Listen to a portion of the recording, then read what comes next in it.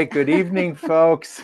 There's a little delay. I was like waiting for it to open to get moving. How's it going, everybody? Welcome to the Whiskey Six. It is March 13th, 2025. Tomorrow's Pie Day. 3.14. Oh, it is Pie Day.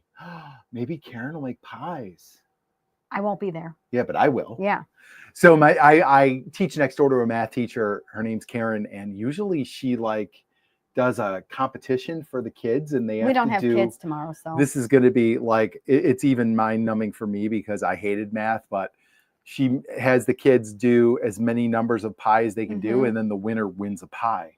Yeah, we do competitions too. Yeah, but tomorrow we don't have kids. Oh, because we have parent-teacher conferences in the morning. Oh, you have conferences tomorrow, and then it's a half day for us. Yeah, we both had parent-teacher conferences tonight, so we've been talking all day.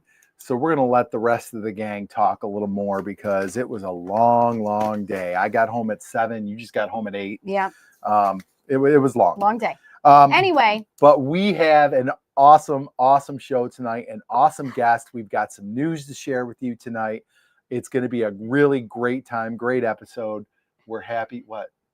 I'm just thinking about the topics. They're just so nerdy. Oh, yeah. We're nerding out tonight. Not me. We might not even get to the nerdiest of topics. We'll see how long the whiskey topics take us. But we've got a great show tonight. We're going to have a lot of fun and an excellent, excellent guest. But let's bring in, we should note before we bring in our regulars, before we bring in the 6, we are down one redheaded stallion. Yeah. Ben. He's cruising. Yeah, Ben is out on the 7 seas today on a cruise. So he's enjoying a little R&R time. So a little love to my redheaded stallion wherever you are this evening. But Ben, ahoy. And we miss you this week, but we'll see you next time. I did a little salute there. Oh my God. Moving on. Bring on Myron.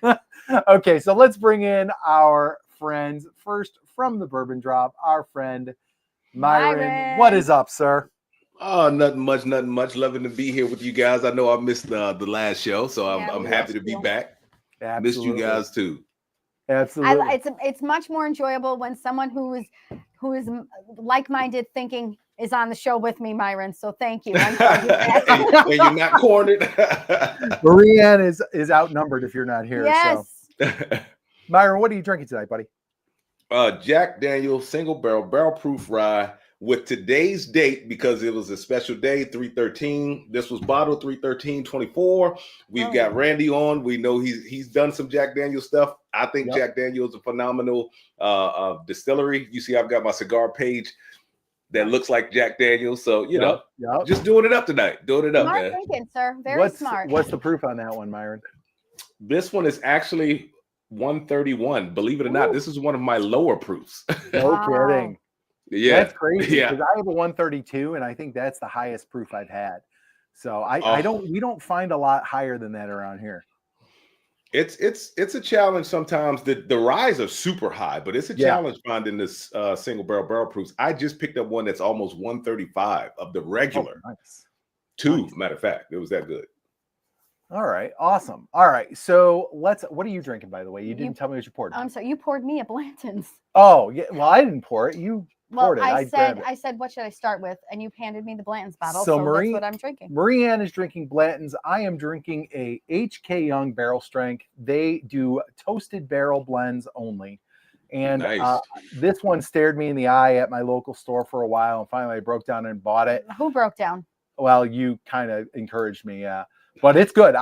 It's not bad. The devil on the shoulder. I think buy it. Yeah, right. It's very interesting. It's an interesting pour. So. And he and Brian do a review on it coming up. Yeah, we're me and Lauren. What did I say? Ben's in the chat. All right. So let's see here. Next, let's bring in our resident cowboy, all the way from the land of Bourbon, Kentucky. Yeehaw. Sean from Whiskey Wars. What's up, man? Cheers, people. Not much, man. Been a long day for me as well, out in the sun, resurfacing a roof. So yeah, it's been fun. You know what? My dad did construction in his summers because he was also a teacher, and roofs were he loved when it was like an addition or a bathroom or something indoors in the summer. roofs were the worst. So thankfully it wasn't brutal today. It was only like 78, but still warm enough to be uncomfortable. Oh God, we'd kill for 78. Kill for that. 41 today. Yeah. And I'm also on the Jack Daniel single barrel proof rye, and this one is 132.8. Very nice. Unfortunately, I don't have the matching date, but oh well.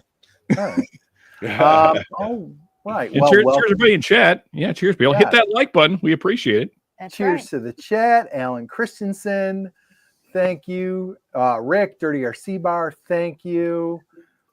Whiskey Rambler, hello. Thank you for joining us here. Guys, if you're new to the channel, hit that subscribe button. You are going to want to be subscribed because the updates will be coming about some stuff you're really going to want to take part in. So make sure you hit that subscribe button and subscribe to the Whiskey 6.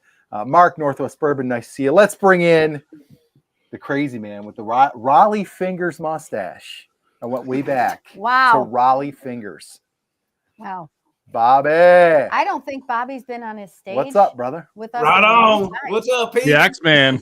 What's going on? Cheers, Let's get started. Let's do it. Here we go. Here we go.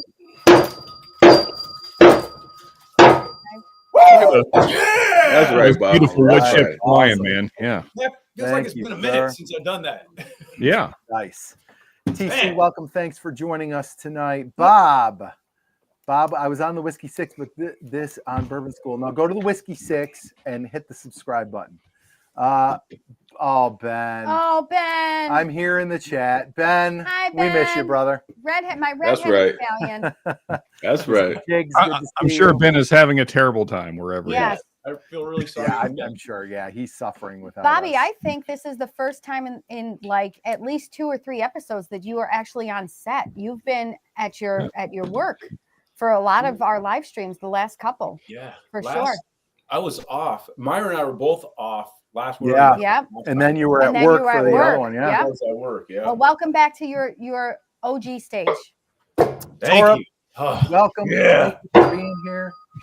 Buffalo Lou. Hey, Lou. What's happening, Lou? Bourbon Hall, Wade. Welcome, Wade. hey, One of what up, one of the Wade? best one of the best guests we had, right? I mean, Oh, Yeah. Great time with we Wade. had such a great Do time you with mean Wade. full blown Wade. Wades? Full blown Wades, yeah. We're Full-blown still Wades. waiting on the band, Wade. John, welcome. Thanks for joining us. I'll get to the rest of the chat in a moment, but thank you all for being here. Again, if you're new to the Whiskey 6, if this is the first time you're watching, go ahead and hit that subscribe button. Bobby and Sean are going to have some news for us coming up in a little bit that you're going to want to hear, and you're going to want to be subscribed to the channel so you can make sure you get all the info and updates on that. So stay tuned. All right, so let's bring in our guest.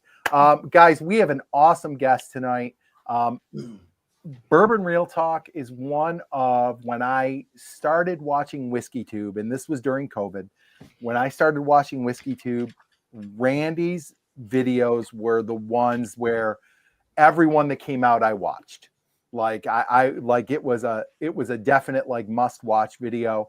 I loved the message. I loved his obvious knowledge of whiskey, and I just loved his kind of easy demeanor and very friendly and outgoing, and it's a testament to how friendly and just kind of a community guy he is, that he, like, I asked him to come onto the show, and within 5 minutes he wrote back, was like, yeah, I can do that. So he really is a great guy for the community. Let's bring in from Bourbon Real Talk, Randy Sullivan. Randy, how are you, sir? Oh, too bad Ben's not here. We would have the sound effect with the clapping. Yeah, Ben would have had like the applause. We'll clap for you.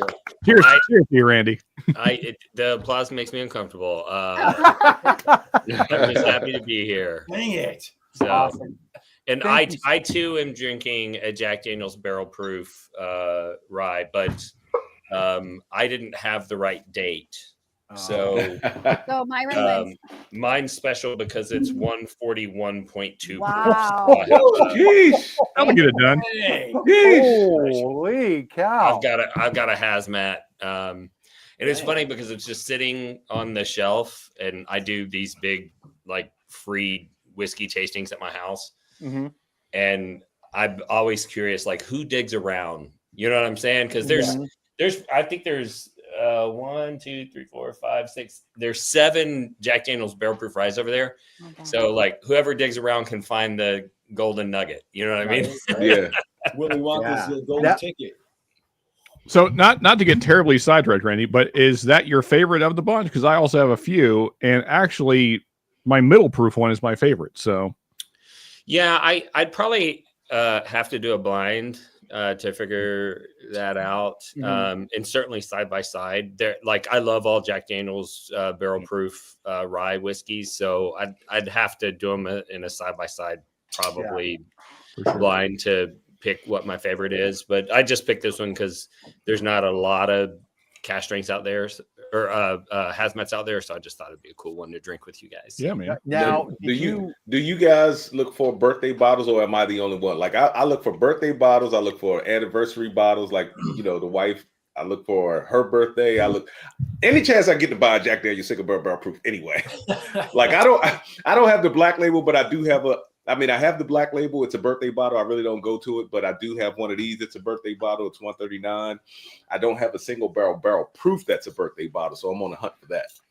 I got to be honest. I don't even know the dates on mine. I'm looking at them now. One is 330, so I'll have to drink that at the end of the month. And that's a day shy. That's a day shy. But I don't know. I don't really know I don't pay attention to the dates. Maybe I should start. 319 too. I have 319. So close. I didn't know that was a thing. Yeah, I'm not very festive, Myron, or whatever the right verbiage is. I don't celebrate things much. Sean's the resident Grinch. I guess. I mean, just make every day a party, and it's all the same. That's true. I like it. So let's say hi to Whiskey Rambler sipping on some Heart Release. You know how we feel about the Heart Release. We absolutely loved it. Let's see who else is here real quick. Deb. Hi, Deb. Hi, Deb. Deb is one half of Buffalo Bourbon Enthusiasts. If you are not familiar with them, go subscribe. They have a great channel. Hell of a good cook and a wonderful host. She makes amazing pierogies. They've won competitions. So, Deb, thank you for being here tonight. There's Brian, Buffalo Bourbon Enthusiasts. Brian. Go subscribe. They are a great channel. Brian loves to bust my chops. Buffalo on a regular. Lou says, hi, Randy Sullivan. I love hugging Buffalo Lou. He gives the best hugs. Kevin Astry, what's up, Kevin? Hi, Kev. Thank you for being here. And we are caught up with it's Ben! It's Ben! It's Ben! What? Woohoo! All right, your boy. Hey, Ben, my red-headed stallion! How's it going? Can you guys hear me? What's up, sir? Yeah, you sound good, man. Ben, where are you? I'm actually not on a cruise. I'm in Mexico right now. Oh, okay.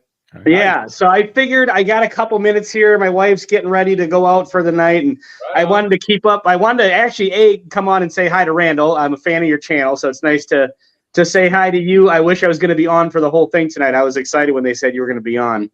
But B, to keep up my perfect attendance record. Nice. So I haven't missed a full episode yet, and I wasn't going to let it happen tonight. So as I'm note of it right now, Ben, perfect attendance is intact. When you come back, you pay attention to how excited I was when I saw you down there and like to enter you into the room. I'm so excited. Yes, I'm very flattered. The red-headed stallion is in the house. So yes. A moniker I did not make up, but yeah. So I just wanted to hop on here with you guys for a second and say hi. I'm excited about this announcement coming up. Yes, man. Yes. Hey Ben, ironically, you sound better now than you do on your set. Yeah. Do it really? Yeah, you sound great, actually. Wow. Not Bobby talking about sound. Bobby talking about sound, not Bobby talking about I'm trying to take the heat off of me. I didn't want to jinx it, but Bobby, you sound a little low, brother. Yeah, in the turns out the just using your regular phone actually works pretty well. So I guess that's the key. So yeah. So it's good to see all you guys. Yeah, like I said, I was bummed to miss this one, but vacation was calling, so this is my last night here. When vacation's calling, you must answer. You had a pretty good reason, Ben. Yeah. Well, hold on. Before I bail out of here, again, I just saying hi. Here's I couldn't turn this down, Oh, you son of a Nice. Enjoy every minute, sir. Was it Did I see a cartel member back there? I was just going to say, don't mess with any cartels, Ben.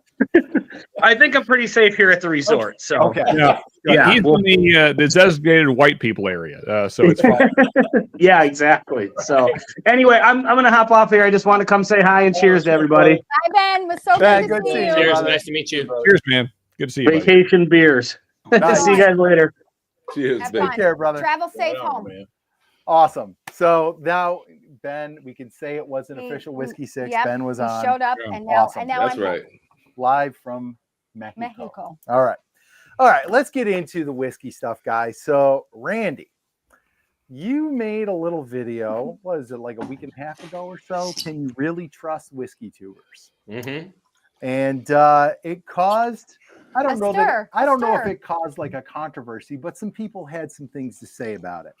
A stir, And Brian. yeah, a stir. It caused a stir. And I'll be honest, the five of us, our chat, six of us, our chat kind of blew up. We were talking about it. What do you think about this? What, like it caused a lot of chatter, which I think in the end is awesome for the community. Like, it just gets people talking about stuff, because it one of the things it made me do is sit down and do some math about Now his what wife we has a spend. spreadsheet. Yeah, now my wife knows what I spend, which thanks a lot, Right. Randy. Uh, But it did kind of force us to kind of sit down and kind of look at things and think about like some of the things you brought up. So my first I have a question, and question then too. we'll all kind of I have get a into question. talking about some of the things you brought up. But the question that came to my head first, and you can say as little or as much about this as you want, but I immediately was like, what prompted him to make this video? Like, was it somebody in the comments on one of your videos? Was it another video that kind of maybe didn't call you out by name, but talked about the big whiskey tubers and how much money they all make and how much they're bought by other companies? Like, what was the impetus that made you say, you know what, I'm going to go make this video? Because you really bared it all. You put a lot out there. And like, I was like, oh, somebody said something, or somebody made a comment that he was like, okay, I need to kind of Address clear the this. air or put something out there about this. Yeah, I think so. I did two videos. The Okay. first video was the second video was the one that kind of got controversial. Mhm. And so in the first video, it was like, can you trust, like, Right. are whiskey tubers full of crap, right? Yeah. Like, and the short answer is yes. Like, Yeah. why would anyone listen to any of us? Like, it's not like we're, third generation, master distiller family Right. that, we grew up learning chemistry about whiskey and all that stuff. We're all the same. We liked whiskey. We got interested. We started doing research. And then literally I was at lunch with some friends and they're like, do you listen to any podcasts? And I'm like, what's a podcast? And they were like, oh, it's this thing. And I'm like, do you have to get a publicist and stuff? And you had to get permission to create a channel or whatever. And they're like, no, literally no one can stop you. If you can just record audio and video, it doesn't even have to be good. Like, you can literally have a podcast. And I was like, oh, world, look out. Like, I got a lot to say. Right. Because I love to research things, and I don't say this a lot, but I'm a Christian, and when there's a belief in the Christian world that when you become saved, the Lord gives you a gift that's supposed to help you benefit the rest of the believers. Mhm. And my gift was teaching, and I was a junior high. For a long time I taught Bible studies for youth, and then I was a junior high youth pastor, and so on and so forth. Okay. And once that's in your soul, you can't get rid of it. So I just love to learn things, and I love to reshare it and teach other people. So Sure, man. as I started, doing all of that in the whiskey world, and it's become my ministry, right? And we'll probably talk a little bit more about that later. Absolutely. But it helping people make connections and feel like a secure bond to the world around them is become my mission. And I just kept seeing all of this negativity of, on my channel, on other channels of people just generally being like, oh yeah, well, just saying whatever negative thing, whatever they could think of to dismiss what the person was saying. And so I had the thought like, well, we're all kind of full of crap because like it's just what our palate tastes like. There's no right or wrong answer. Either you like the whiskey, or you don't like the whiskey. But for whatever reason, some people want to hear what we all think about the whiskey. And the other people who don't care what we think about the whiskey, who want to come in and say like, oh, this person shouldn't be listened to, or this person's an idiot and here's why, or whatever it is they want to say. It's like, why are y'all doing that? So I thought I'll do a piece that explains like, we're just average Joes that like whiskey and we started doing a thing. Right. And here's how you can determine who you're going to listen to and who you're not going to listen to. Basically what I said was, watch them talk about whiskey that you're familiar with. If you agree with their opinion, you can probably agree with their opinion on a whiskey that you're not familiar with, right? Right. Yeah. If they say things that you don't agree with a whiskey you're familiar with, you can ignore that person's reviews for time and eternity. That's how I do it, right? Right. But then in the comments of that video, I started having all of these people going, well, yeah, but you were all bought and the whiskey reviews are terrible because they make all the whiskeys that we all consider like the secret gems of the real enthusiast world, makes them all go allocated. And there were all of these people that were like kind of pounding that drum of, you only say what you say for money. And then when you say what you say, it makes it bad for those of us that are part of this secret inner circle that we don't want to let anyone else into. Yeah. And I was like, I'm doing another follow-up video. Yeah. And so that was kind of the impetus. I don't think that it was any one person. And if you were one of the people that made one of the negative comments and you're thinking, I'm the one that made that happen, it was a bunch of people. And to be honest, I don't pay any attention to all of the haters. So Right. I don't remember who you are. If don't feel some sense of accomplishment, right? Like it was just a general trend that I was seeing. And I was like, I feel like we should address this, right? Plus, if you make content and there's something that everyone is talking about that's controversial, if you want to make a video that everyone's going to watch, you make a video about that, right? And people sometimes get mad about that. And it's like, okay, well, cool. Watch my videos that don't have a catchy title because no one else is. And no one makes content hoping no one watches it. That's stupid, right? So that was kind of the impetus. Yeah. Okay. I would like to encourage everybody to watch all our videos that don't have a catchy title, which is pretty much all of them. So feel free to go give them a view, give them a like, all that stuff. We can all attest to this, that if you're actually editing your own videos, it's more work than your actual real job. Yes. Yeah. I edit my midweek videos. Wes edits my Friday videos. I need a less.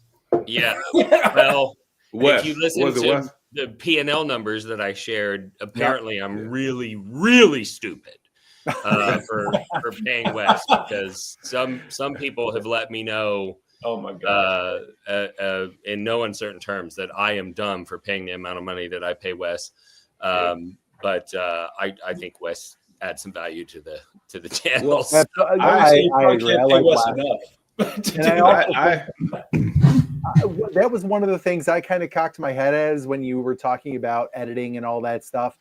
But you also got to realize that you're not just paying for the product, you're paying for the person's time. I mean, and that's valuable. So, all of that means something. And you guys have very good production value. So, I mean, you're paying for what ends up being a really good product. So I think the people who kind of are like, what? Because you said something like $200 for a video or something. And the people are like, what? Are like people like us who I come home from school and edit a video and it's done in 20 minutes to a half hour. But you're really fast at editing then, Brian. When it goes up on YouTube, it looks like it was done in 20 minutes or a half hour. Like we don't have the production value and the equipment that, that a larger channel that's generating some revenue would have. But so I think the people who kind of look at that and are like, well, that's stupid, are people who don't realize what it takes to get the finished product that a larger channel like yours gets, Well, also I don't have that skill set. Like I've developed a skill set that I can edit a video, but I'm not good at it. Right. My sound quality sucks. If you watch my, the guy was like, why don't you just buy $1,000 mic? And I'm like, oh, because I have an $1,800 mic. Yeah. Yeah. And you're still saying the sound sucks. Yeah. Right? I don't know what to do for you, bro. Yeah, seriously. So I'm not super secretive. I paid $200 for a commercial. I pay $500 for a weekly episode. I have to pay extra if I go over 20 minutes. I do 52 weekly episodes a year. You can do the math. It's at least $26,000 a year just for production, not counting commercials.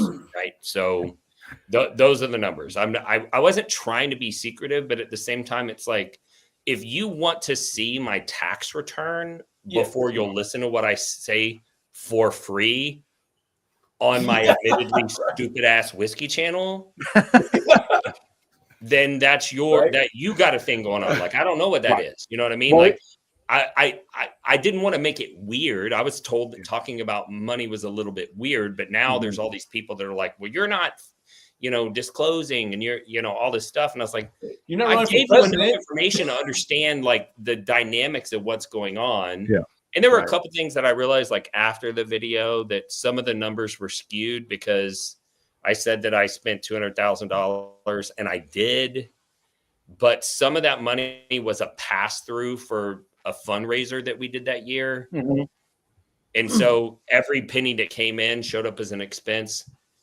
Well, every penny that came in showed up as revenue, but every penny that came in went back out as an expense. So it kind of inflated the numbers. And when I was writing the episode, I didn't account for that. And I never even went back to look to see what it was. But almost all that expense was paying for inventory for my merchandise business. Sure. Right. Like, well, Randall, just one thing I wanted to say, man, is like, you did more than I would have ever done because I don't think that you owe anybody that. So that's just my personal take on the whole thing is, I mean, I'm trying to word this kindly for the audience, but I mean, my general take is if someone has this opinion that you're making all these millions of dollars, I don't really think it's on you to then show them that I'm not. So I guess, good on you for attempting that. Cause I would have just kind of been like, F them. Basically, there's a counter argument to that. And the counter argument is my wife and I spend probably 70 to 80 hours a week working on this. And we are on track to make about $25,000 this year. Okay. Right. So if people think that we're making millions and we're actually making far less than minimum wage for that. Now keep in mind, that's a lot of time to make that much money. We are probably going to make about $25,000 this year unless something changes. And I'm trying to work on some things so that things will get better, but we'll raise $100,000 for charities. You know what I'm saying? So it's not all just about the money for us. We do other good things that also bring in benefit, that we feel good about. But at the same time, it's like if there's people out there that think that I'm making millions and that makes them want to not pay attention. It makes them want to not support on Patreon. It makes them not want to support. That's bad, right? It'd be better if people understood, like they could get an idea, like what is it that we are actually doing and what are we spending our time on and what's the social benefit to that? And am I in a position to help make that more possible by signing up for Patreon or by buying merchandise or whatever, is supporting in some way? Or am I going to support this guy whenever he does, fundraisers for nonprofits because I believe in the overall mission of what he's doing? I thought that it would be better that people understood, like, we're not getting rich from this. This is a passion, right? And I realize there are some other channels that they might make enough that could be their full-time income, and I don't begrudge them that at all. I'm happy for them. I would love to get there one day. I'm just not there. Yeah. But people accuse me of being there, and I'm not. So I have a question then, if that's okay. Yeah, of course. Okay. So it clearly wasn't a reaction video, as you just told us. So then what was your intent in making that video? Like, what were you hoping to achieve, or what was the purpose of producing that video? That's a good question. So the purpose of my channel is community and connection. Right. Yeah. Okay. So if you're going to go out and you're going to tell everybody, assume positive intent so that you don't inadvertently cut off community and connection from people who you could have otherwise been they could have been a positive part of your life, and vice versa. Right. For sure.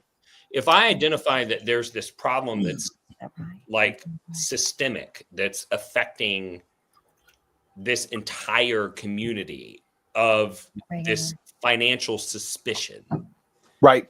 And I know that it's breaking community connection. It's like, well, just do a video about it and educate everyone so that we can all get back to loving one another, so that we can all get back to paying attention to the stuff that matters. And so that was really my impetus. Okay. And it wasn't just for me, you know, people started sending me private messages when I did the first video, and they were like, what about this channel? What about that channel? And I know most of the people from the large channels. And as I said in the video, like, all of my interactions have been positive. Like, I haven't inspected their tax returns, but I'm sure they're passionate, great people.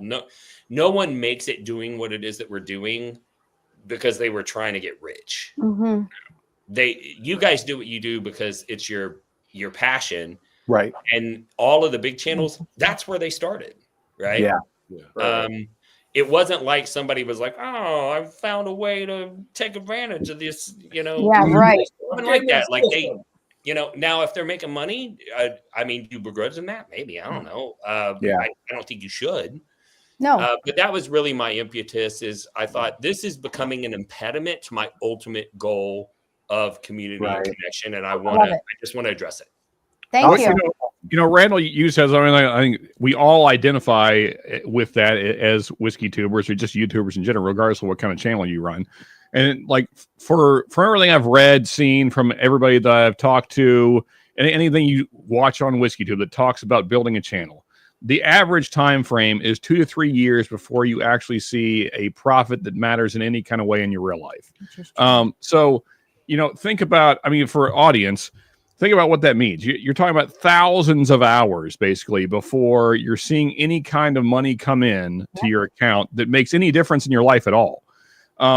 So, I mean, that's why I don't like this take in general of, oh, you know, whiskey tubers are just in it to get rich. And like, they're just spouting out these things because, you know, someone told them to.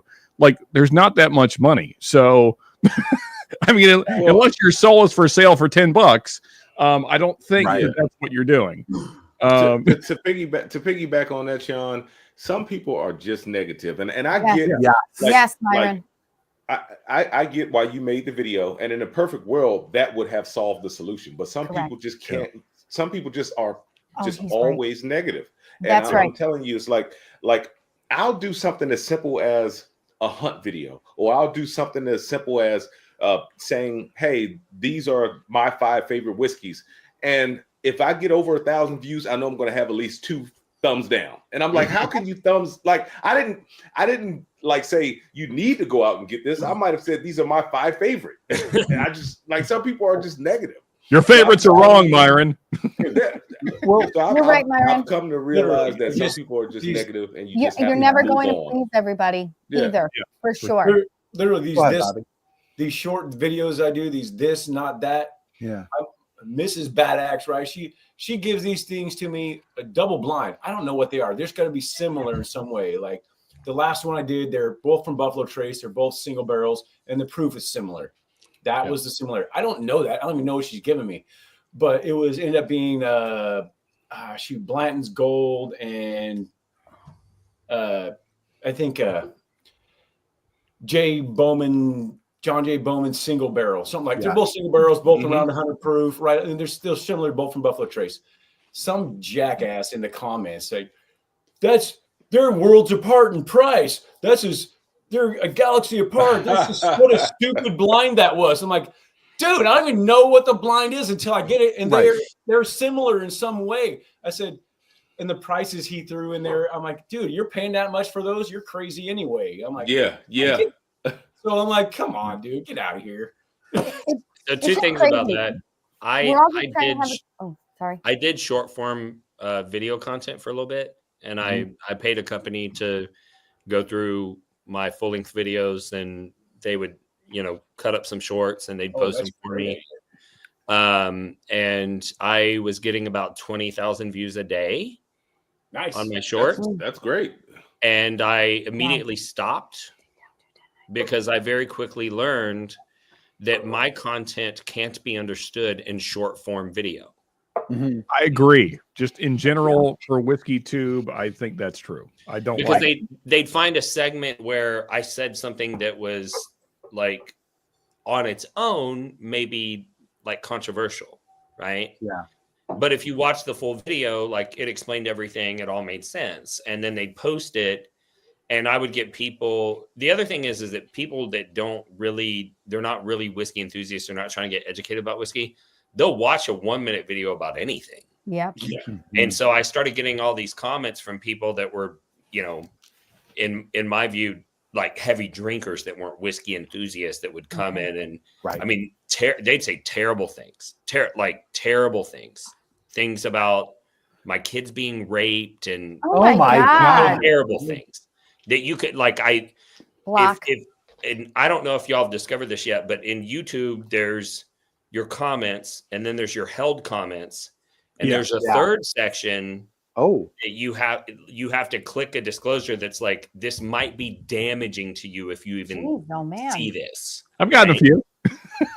And I've never seen a third that section that's like, we're not even going to show this to you until you click this disclosure that acknowledges that this might mess you up, right? And I was like, this is not helping me. Like, as a content creator, you want people to see your content. And 20,000 views a day is pretty appealing. Yeah. However, if it's not getting you closer to your mission of community and connection, I had to stop doing it. The other thing is, in association with that, is that it is a very odd thing to go through to all of a sudden, because it's when my channel's old enough that it won't tell me what my unique views are for the history of my entire channel. The unique view calculation only goes back so far. But if you take that percentage and you apply it to my total view count, somewhere between like 3.4 and 3.8 million people have watched my videos. Holy crap. Yeah. So about 1% of the US population, roughly. Wow. And so, when you think about that and you're getting all of this feedback from all of these people, some of the people, they think of you as like a celebrity who's just, it's open season on you. Right. But I'm not. I'm just a realtor that started regurgitating the whiskey information that I learned. Right. Randy, that's exactly what I was going to say. I'm not prepared for that. Regular people.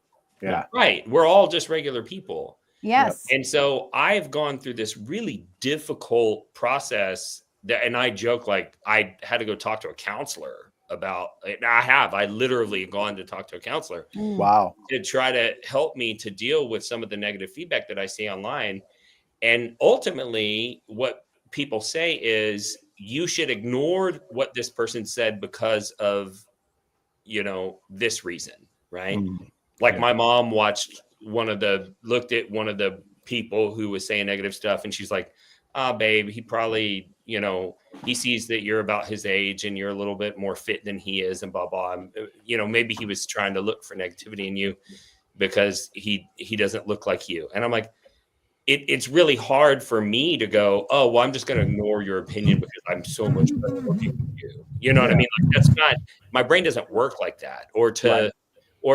And how am I going to ignore the negative feedback that I'm getting from these strangers online when I literally tell all those people at the end of every one of my videos that I actually love you? Yeah. Right? I love you, but I don't care what you say. right? Like that, Yeah. that has been a very difficult process for me to go through. And I've had to get to a place where I come to the realization that if I don't know you well enough for me to speak into your life, you don't know me well enough to speak into my life. Mm-hmm. Yeah. Right. Right. And that's hard for me because I want to treat everybody like your opinion means as much as my opinion does to me. I want to consider everything that you're saying. You know, I've gone through some really difficult times with negative feedback because I do what it is that I do. And, you know, there've been times where it's like, why are you even doing this? Just stop. Like it even how you make your money, you know, but at the end of the day, I feel like I am making a difference. You know, those people don't see the private messages that I've received from somebody where they literally lay out what their suicide plan was. Yeah. And at what stage of their suicide plan my message stopped them. Yeah. Right. I do read those messages. And so when you come along and you very quickly evaluate me and you're like, you know, I don't know if I'll read you, write you, and erase you. Do y'all remember that from like when we were in high school? Color? Right. Like, and they feel comfortable doing that. I'm like, I know you want me to consider your opinion is valid. And maybe you want me to go away. Maybe you hope I kill myself. I don't know what it is that you want to have happen based on this negative feedback, but I can't do that because there's this dude that you will never hear about that he was going to kill himself and he didn't because of me. And so I have to keep going. Yeah. Well, you know, Randall, just to that point, man, and there's a lot of people like you in this community. In fact, very good friends with a lot of them. In fact, a couple of my buddies kind of pulled me back from that point one time. So, you know, all of the negativity that might be out there, although unfortunate, there's a lot of great people in this community. And so I hope that more people focus on that. Yeah. Because, and also, you know, we're just giving our opinion. It's not, it's not that big a deal. Absolutely. Absolutely. Okay, let's move to kind of Randy. We're gonna actually bounce to another video you did, a little more current. No, we're not. We're doing this. Sean just said we. Oh, okay. So related. So we watched your JD14 video, where you talked a little bit about kind of the age of bourbon and what Jack Daniel's is doing. And was it an 18 and a 21 or an 18 and a 20 that they're going to be down the road possibly coming out with? I believe 21. Okay. So like they're at 14 now. They're considering an 18 and a 21 because they had done that kind of back in their history. But I felt like this was a video where like we've been doing this for 2 years. We are not experts, and I'll look at bottles like Weller 12, and I'm like, well, they've proofed this down so much they've taken all the character out of it, and never once did I consider what you talked about in your video, which there's actually two things: the idea of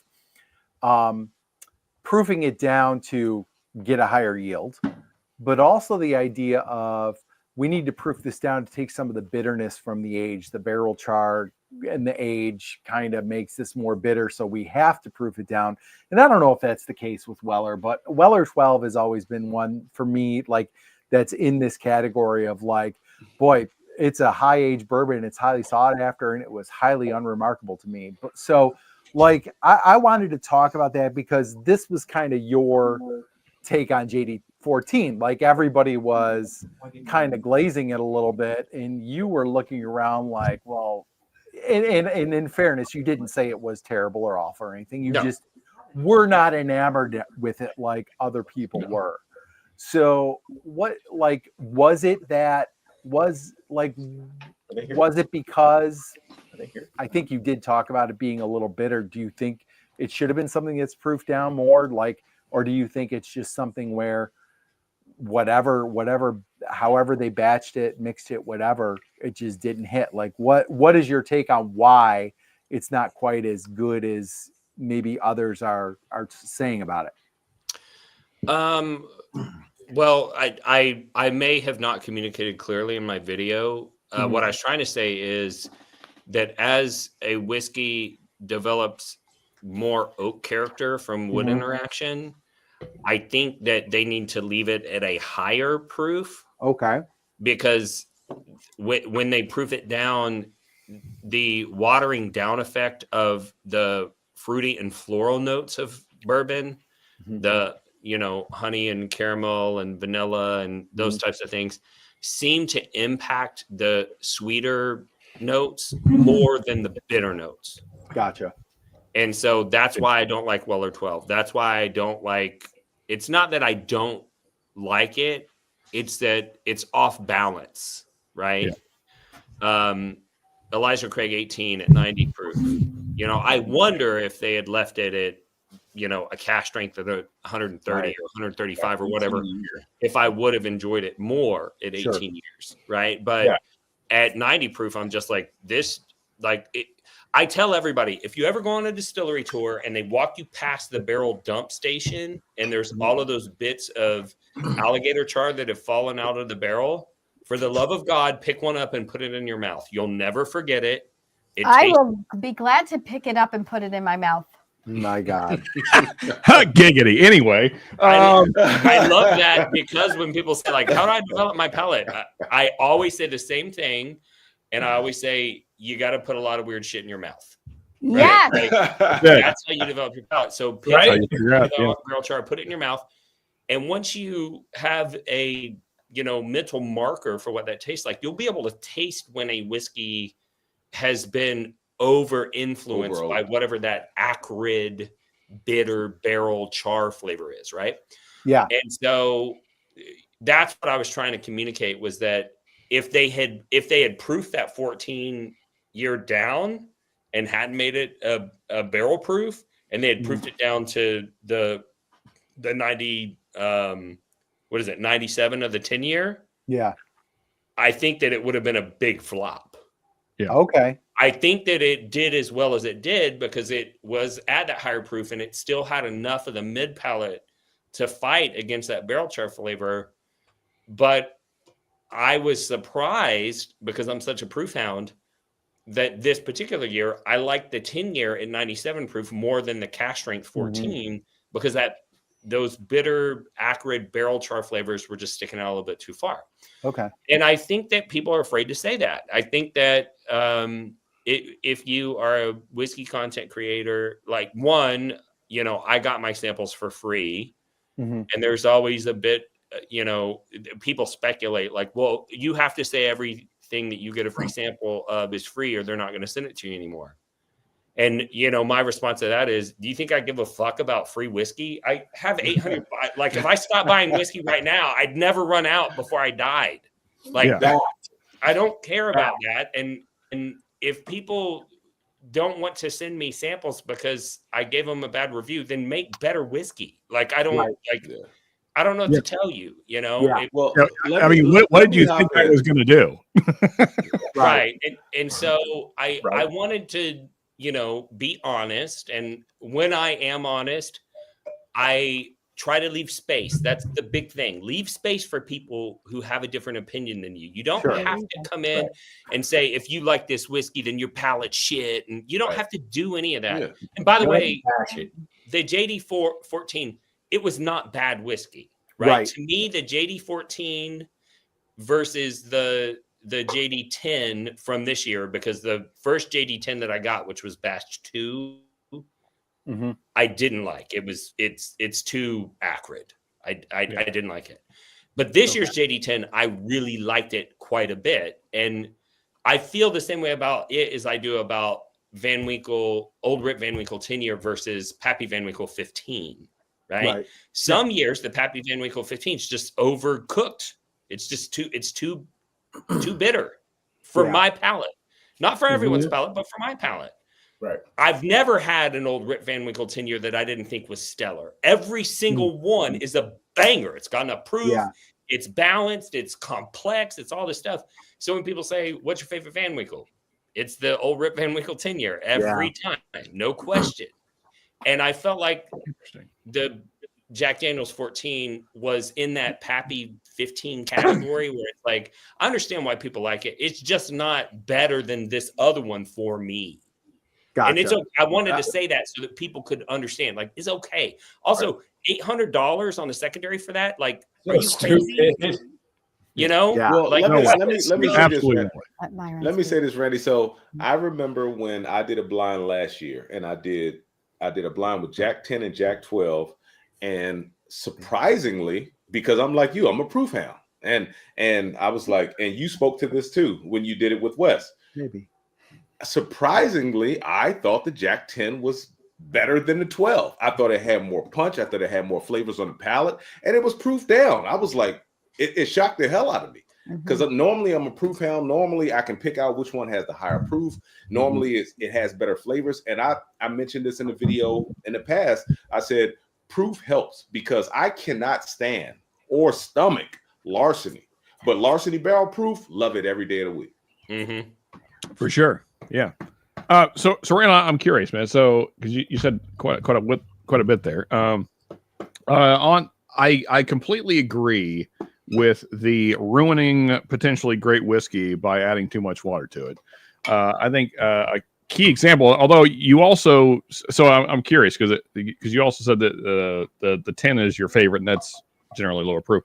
This is my favorite example of what could be an amazing bottle that I feel is watery. Oh, Eagle Rare, yeah. You know, because you can tell there's greatness here. It doesn't get to shine through because the palate is nearly flat because all the oils have been reduced to almost nothing because it's 90 proof.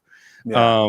And so like I think this is a great bottle if someone is new to whiskey or bourbon, I should say, and you want to show them something that's a little bit older.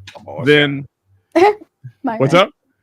I said, come on, Sean. I love that shit. Come on, man. Like, I mean, that's one of my favorite 90 proof pours. You can love it. I'm not going to for you. I agree with anything Myron says. I mean, I think that KC18 falls into the kind of the same category for me. Like KC18 to me has always been way over oaked and bitter to me. I think 12 and 15 are the sweet spot for Knob Creek. I'd like to tell you my opinion of KC18, but I do not recall. She doesn't remember because she had a couple pours of it at a bar and does not remember if she liked it or not. Well, and then Elijah Craig 18 as well, which Randall mentioned. It's like all of those to me have the same problem. It's like you can tell this was a great whiskey, and then someone decided, you know what this whiskey needs? A bunch of water. And and then I'm like, why? Why did you do that? I'm sure this was a beautiful whiskey, and then you ruined it. Why did you do that? And obviously, it's profit margins and all the things. Yeah. And that's why. What about the 12? What about the 12 that's coming out? 95 proof. Yeah. We'll see. I don't help it much. That's still a lot of water. I don't have faith in a lot of Buffalo Trace stuff. Like I'm with you, Randy, on Weller 12. Like I was so excited when I was very early in building this collection. My local shop, I went in and I was like, "Hey, I'm spending birthday money," and she's like, "Oh, you want something special?" And she pulls out a Weller 12, and it was like $54. Like she wasn't charging secondary; it was just whatever the price is.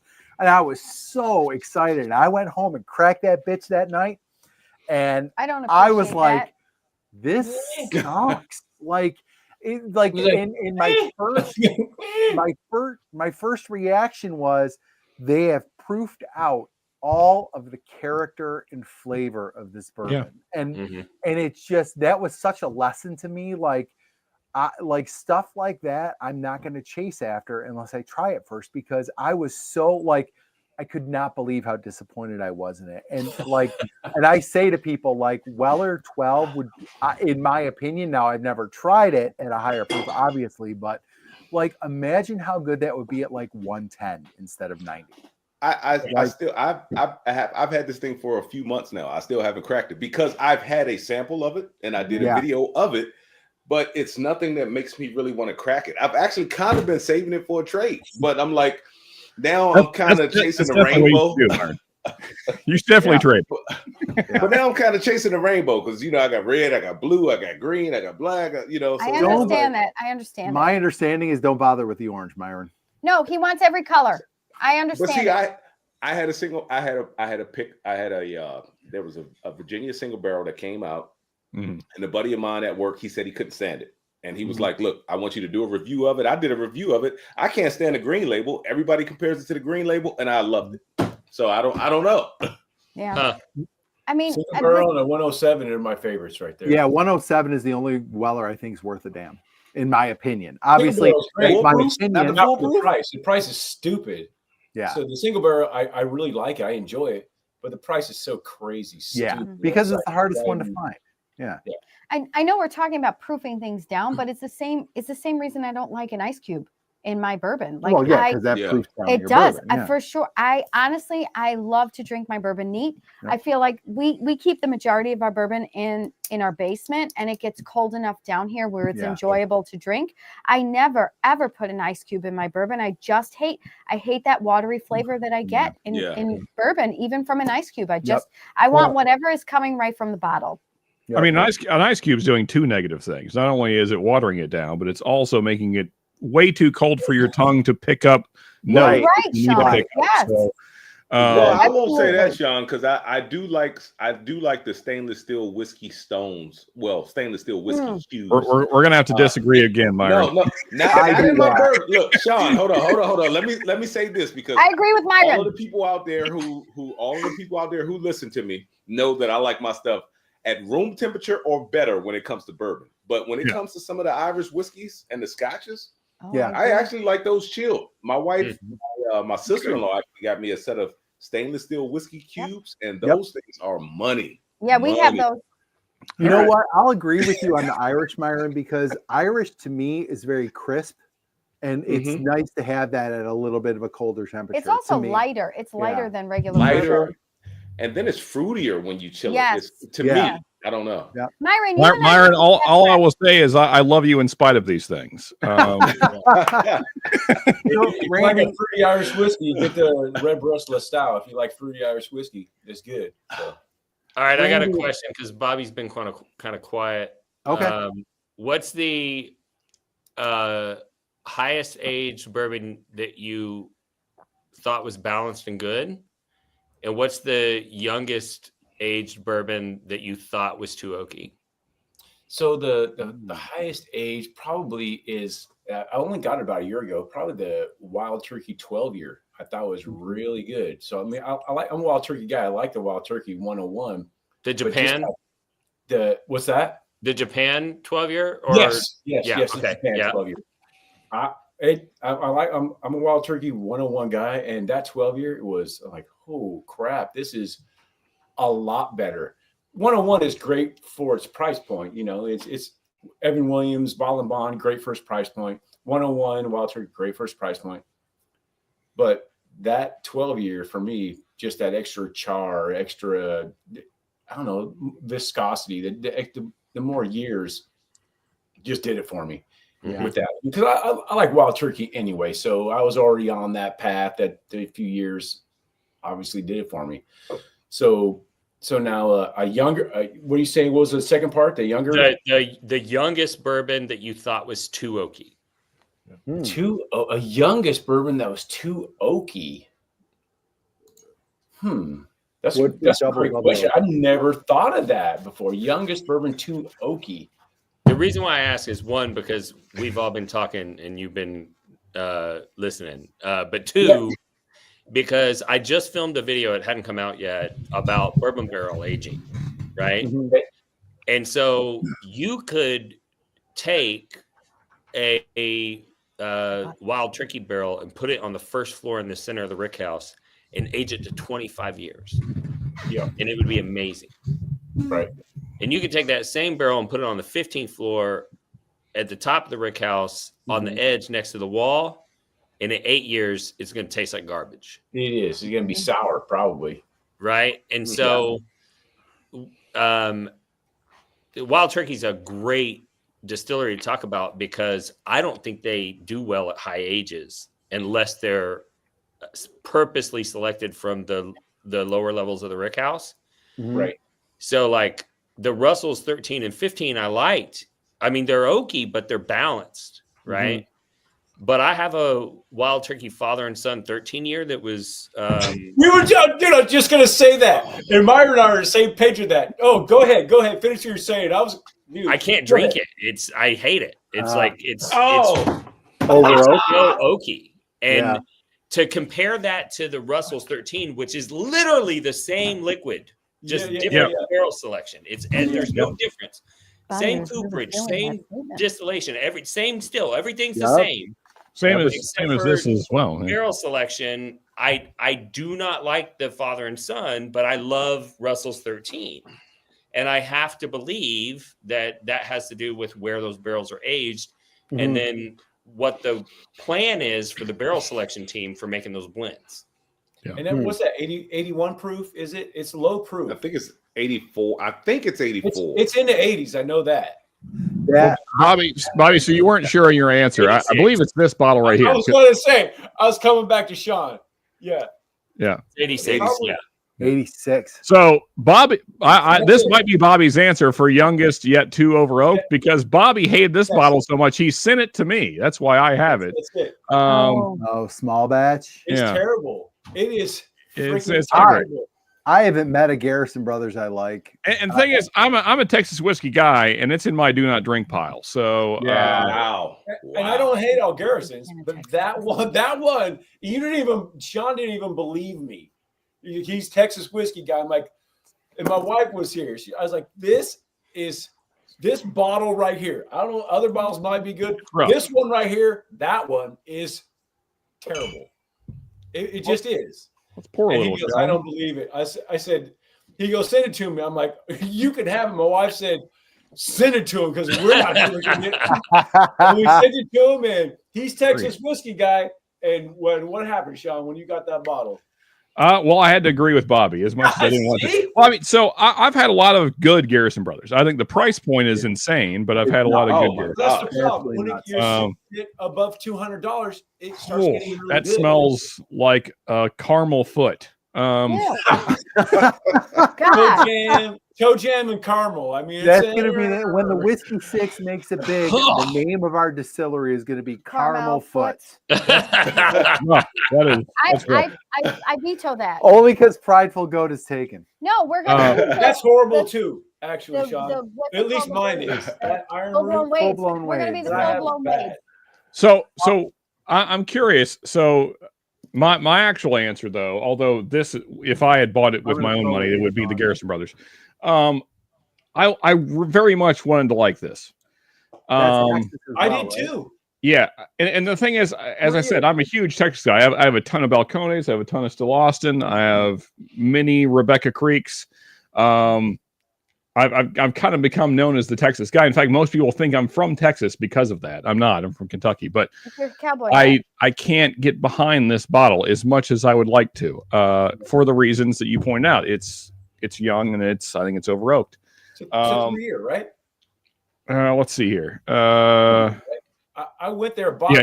It's not even 3 years. 35 months. I went there. When I went to Texas, the first time I'd been to a Specs, I bought that. It was a pick, Iron Root small batch pick from Specs. I'm like, I was pumped because I've gotten media samples from Iron Root before, and I liked the media samples they sent me. I don't know if they sent me special ones, but I liked every one of them. Like, oh man, I can't wait. There's a pick from Specs, Iron Root. I'm like, this is gonna be awesome. I opened that. I'm like, wow, it's like putting an old high school football gym sock. It was terrible. God. I'm just telling you, it was bad. And I like a lot of the stuff that I've had from them. That bottle I bought was garbage. That specific bottle was garbage, and it was the only thing that can make that who picked this bottle and said it was good. Yeah.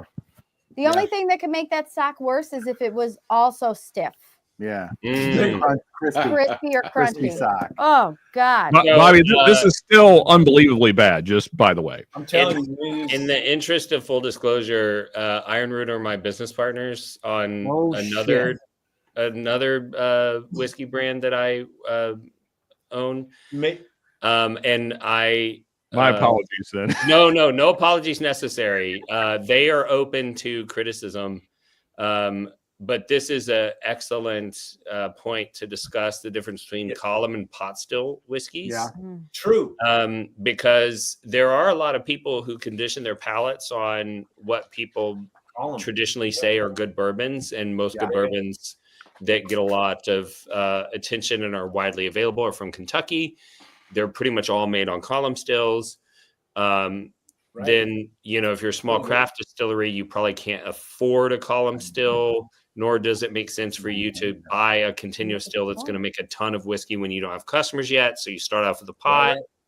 And the pot stills are a little bit different because the distiller's beer after fermentation gets put into the bottom of the pot, and that's the heat source is at the bottom. Right. Yeah. And they have like agitators and stuff that move it around. So it's not just like all of those grain solids like settling and resting on the heat source. But regardless, the grain solids do come in contact with the heat source because with bourbon, they have to pound the grain into flour to increase the surface area to get all of the carbohydrates converted into simple sugars so the yeast can eat it and turn it into ethanol. Right. Whereas with Scotch, there's so much of this enzyme in the grain that's going to very easily convert all the carbohydrates into sugar. They don't have to pound it into flour. They can just crush it. And that means that the grain is still a large enough particulate that they can very easily filter it out. And they do. And so the most popular whiskeys in the world are probably Scotches, and they're made from barley, and barley is crushed and not pounded into flour, and they sift off all of the grain solids before they distill it in a pot still. And so the grain solids don't have a chance to come in contact with the heat source because it's already been removed. But in the US, if you try to make bourbon with a pot still, you can't remove the grain solids because the particulate's too small. It comes in contact with the heat source and it starts to produce flavors that are unfamiliar to Kentucky bourbon drinkers. Right. And so in my opinion, and this isn't to disparage anything that anyone said, Iron Root makes the best pot still bourbon in the world. And I don't know how biased I am because of my early introduction to them, but I get sent tons and tons of pot still bourbons from all over the US. And to me, Iron Root is the gold standard.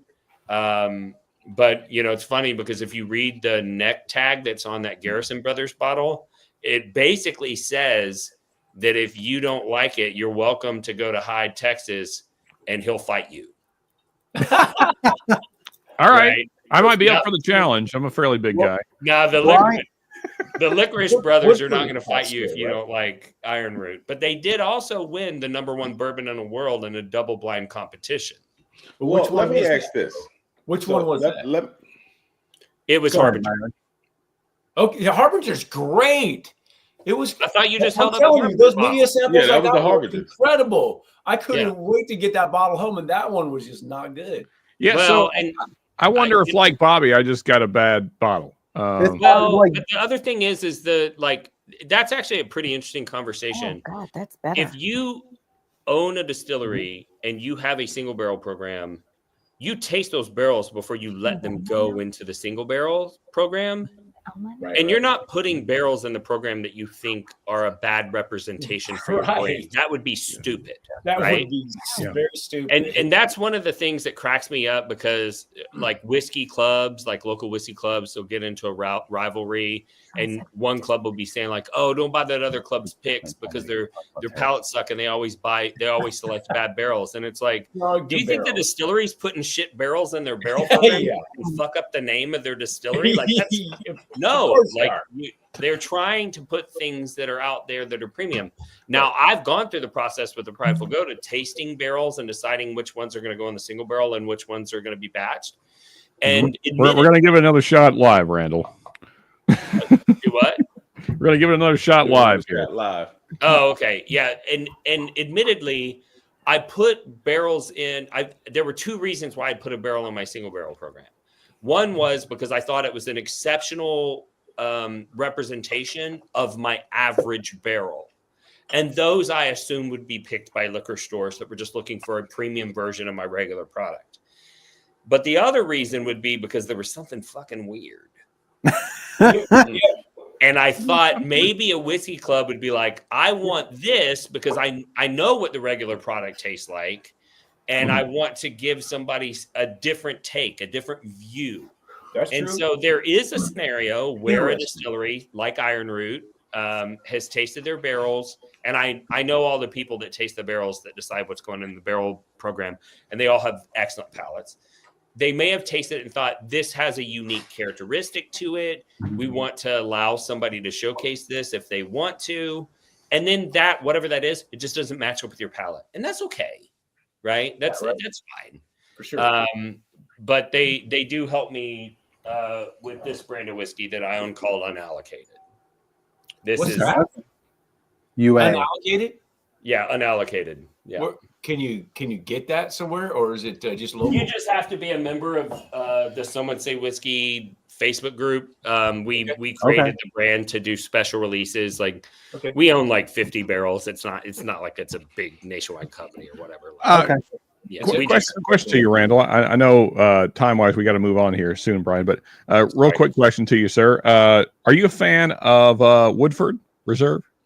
I am. Okay, because so the note that I don't love in this is similar to a note that a lot of Woodfords have that I've tried. So I couldn't tell you exactly what that is. It's just it doesn't work for my palate, as you were just kind of pointing out. So is it funky cheese and feet? No, it's not so much foot like the Garrison. It's certainly a crafty note. Let's see it. So Brian from Buffalo Bourbon Enthusiasts loves the Cowboy Bourbon. He actually gave me a pruny that one. I did enjoy it, but I'm not paying $250 for a bottle.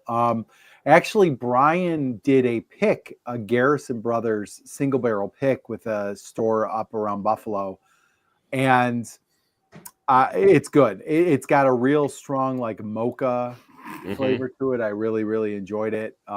And so there's a couple of Garrisons that I've liked, but for the most part, they have not been great. I have not had any Iron Root because they do not have them here in New York State. So yeah, Balmorea was where I kind of right there at that price point starts getting really escalated. Balmorea. The Balmorea is the double oaked, right? Yes. Yes, it is. And that's a great bottle. That's right. That's right there where I didn't not like it. I was like, this is well, you know what I'm saying? I'm like, I might like this. It's for me to be completely transparent. It felt like there was some bad whiskey in there, but they did something there to make it better. You know, there was notes, but it was pot still. So that was early in my journey, right? So I'm like, there's notes in there that are unfamiliar to me that I don't know if I like them yet, but they're different. But there's a lot of stuff in there that I do like. It was like chocolate, mocha, coffee type of stuff in there. But then you go up to the Cowboy, and I'm like, oh, this is better. But now there's another price hike. You're right. Yeah. The Balmorea is like, And then up from there, it's like, oh, this crap is good. Really? Honest Todd is an evil genius. Their master distiller. I understand why their whiskey isn't for everyone. Yeah, and so I tend not to argue, although I do love everybody. I'm in Texas. I've been there. I've met Donis. I've interviewed him. We've had a private tour at the distillery. They were very kind to my wife. My wife defends them, even though the whiskey's not for her palate too. But they were so good to her that she was like, "Don't talk crap about this brand," you know. Yeah. But I understand why people wouldn't like it, and I understand why people wouldn't like Iron Root. It's but I do like to make the joke that if you hate all pot still bourbons, it's because your palate's too weak to handle a full flavored bourbon, right? Because the column still strips out a lot of those grain flavors. Yeah. And then when you first get exposed to a pot still that leaves a lot of those grain flavors in the whiskey, and you're not just tasting the barrel influence, some people are like, oh, this is gross. And it's like, if you're going to be ugly about it, then I'll go, oh, it's because your palate's too weak.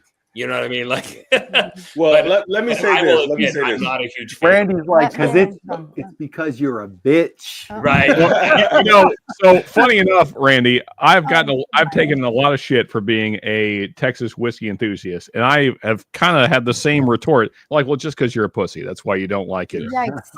This is my single barrel that I picked. I'll get you my. Okay. All right. So Myron, what are you going to say? No, I just wanted to say, look, 3 things. 4. The 4th will be off camera. 3. 1, I had the prideful goat and I did enjoy it. Somebody sent me a sample of it, so kudos to you, Randy. 2, that pot still leaves that malty, crafty note that a lot of people talk about, and that is that jammy note that a lot of people say, oh man, it's like a strawberry jam or a prune jam or some type of grapey jam. And I think that's where that pot still comes into play, because it strips out the oak influence and it leaves all of that malty influence, which to me comes off like a jam. And a lot of people say, oh, that's a crafty note. And then the 3rd one, had the chance to buy the prideful goat while I was in Florida on storm restoration.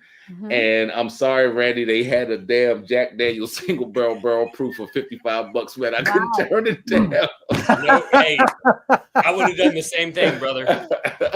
I'm sorry, man. Okay. I was like, I got it. I was like, because I had a sample of it and I was like, I don't have a bottle of it yet.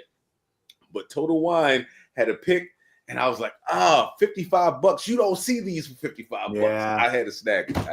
So, Randy, as far as pot still, so we got Woodford's probably the biggest in the United States, and then Borchetta, I think, out of Nashville. As far as pot still in Texas, is it the biggest pot still in Texas? I don't want to get too controversial. Are we allowed to cuss? Yes, we've been cussing all night. There is zero chance we're all it's to be not monetized, fucking so go pot ahead. still bourbon. It is not fucking pot still bourbon. I don't give a shit what they say in their marketing. They have a column still. They say they blend it in. They won't tell you what percentage. I have literally, and I'm not joking, I've been in a distillery that has a pot still and has a column still and uses all the same distiller's beer. And we were trying to do a video about the difference. And the master distiller went and got White Dog samples of their pot still and their column still, and he was going to pour them in a glass for me to taste them blind.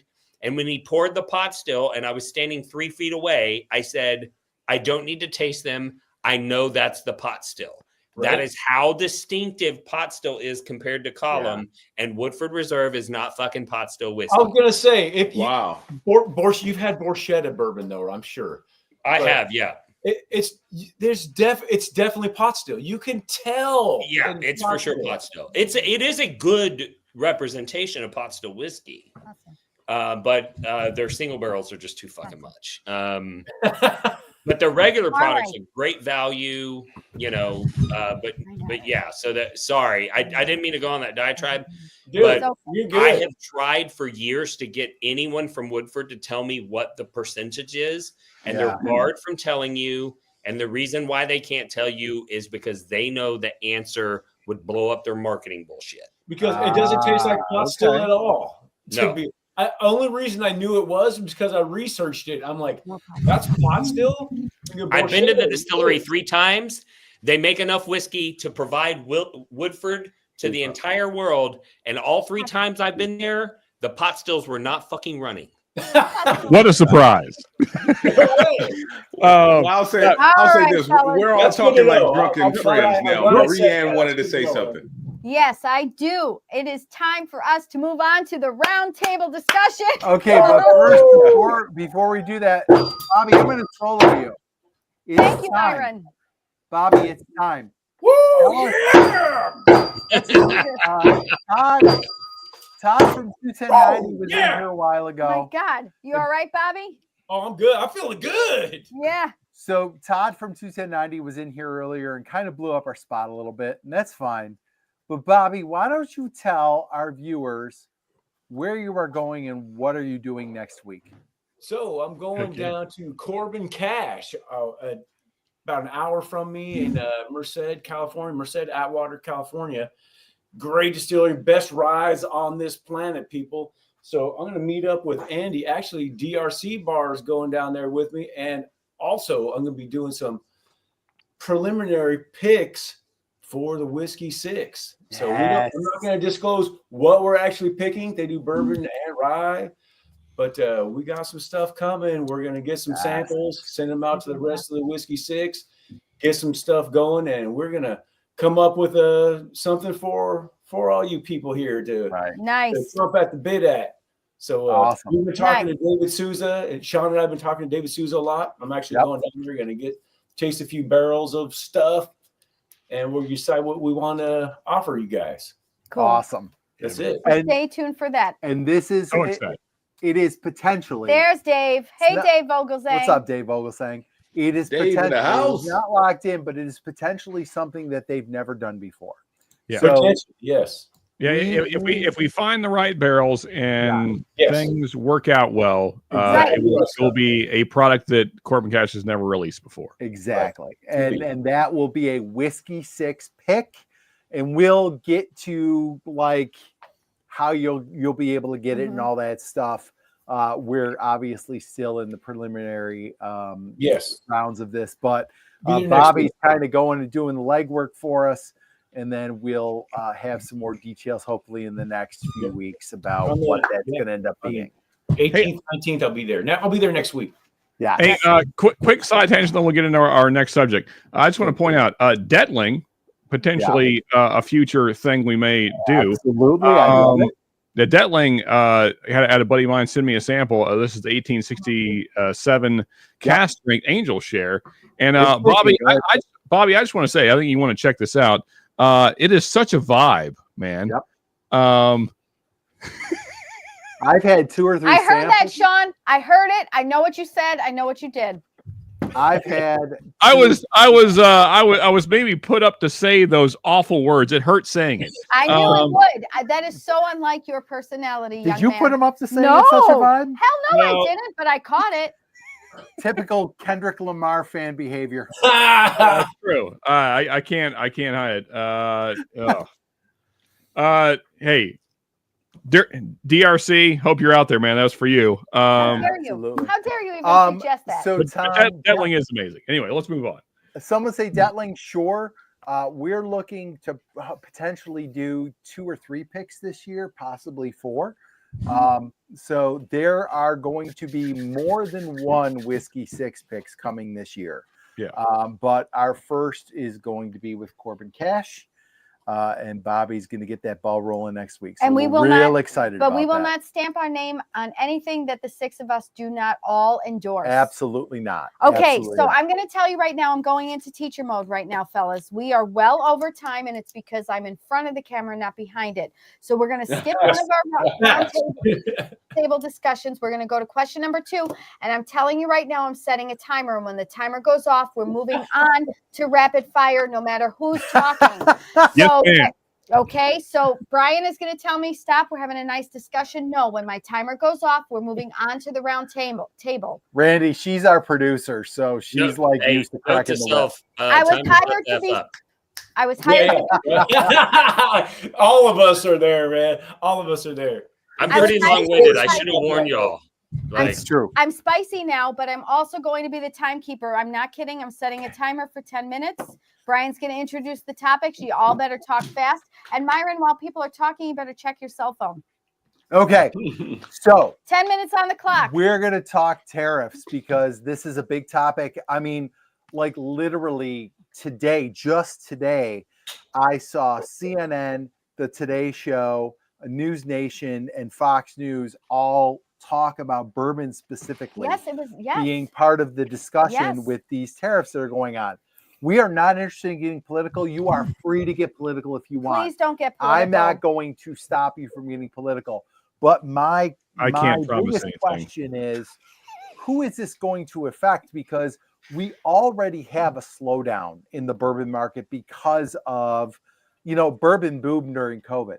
I mean, people were home, they're drinking. That's literally how I got started in it. Yeah. Because we were home during COVID and we started to try different bourbons and we really got into it on a higher level. But now that's starting to die off. So we have distilleries contracting a bit, contracting production, closing bottling lines. I know we had Diageo close one.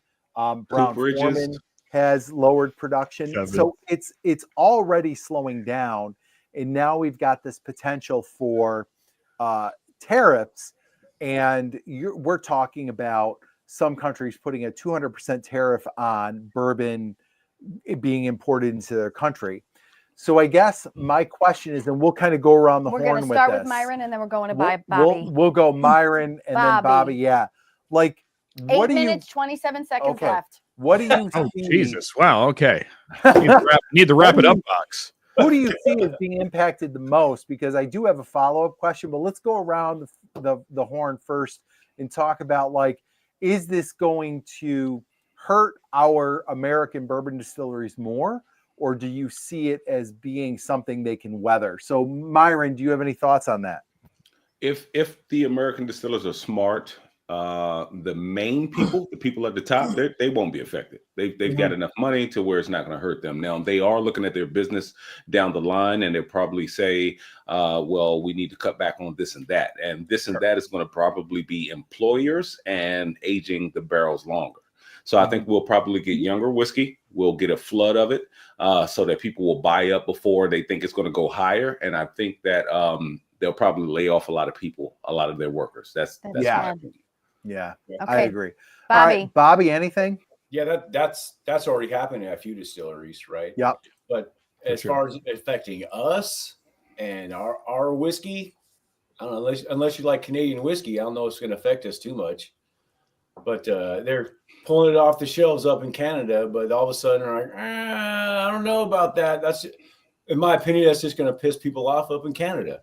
They have a hard time getting our whiskey. It seems to, from the people in our chats, it seems like they got a hard time getting our whiskey, bourbon already anyway. So, and if they do get it, it's not at a very good price. So I don't think we're going to feel that, to be honest. We're definitely going to feel it, Bobby. I mean, the people who work for the distilleries, they're going to feel it. They're getting laid off. They're getting fired. Well, that's what I'm saying. That's already down. There's already a couple of news that are distillers in news that are laying people off. But those are, what was it, Green River and a couple more there. But those were, I think those distillers were right on the brink of, do I expand? Do I not expand? I think they were right. Those are some distilleries that are right there. So I think if you're right there, you might feel it more than if you're beyond that bump already, or you're not to that bump yet, to that line.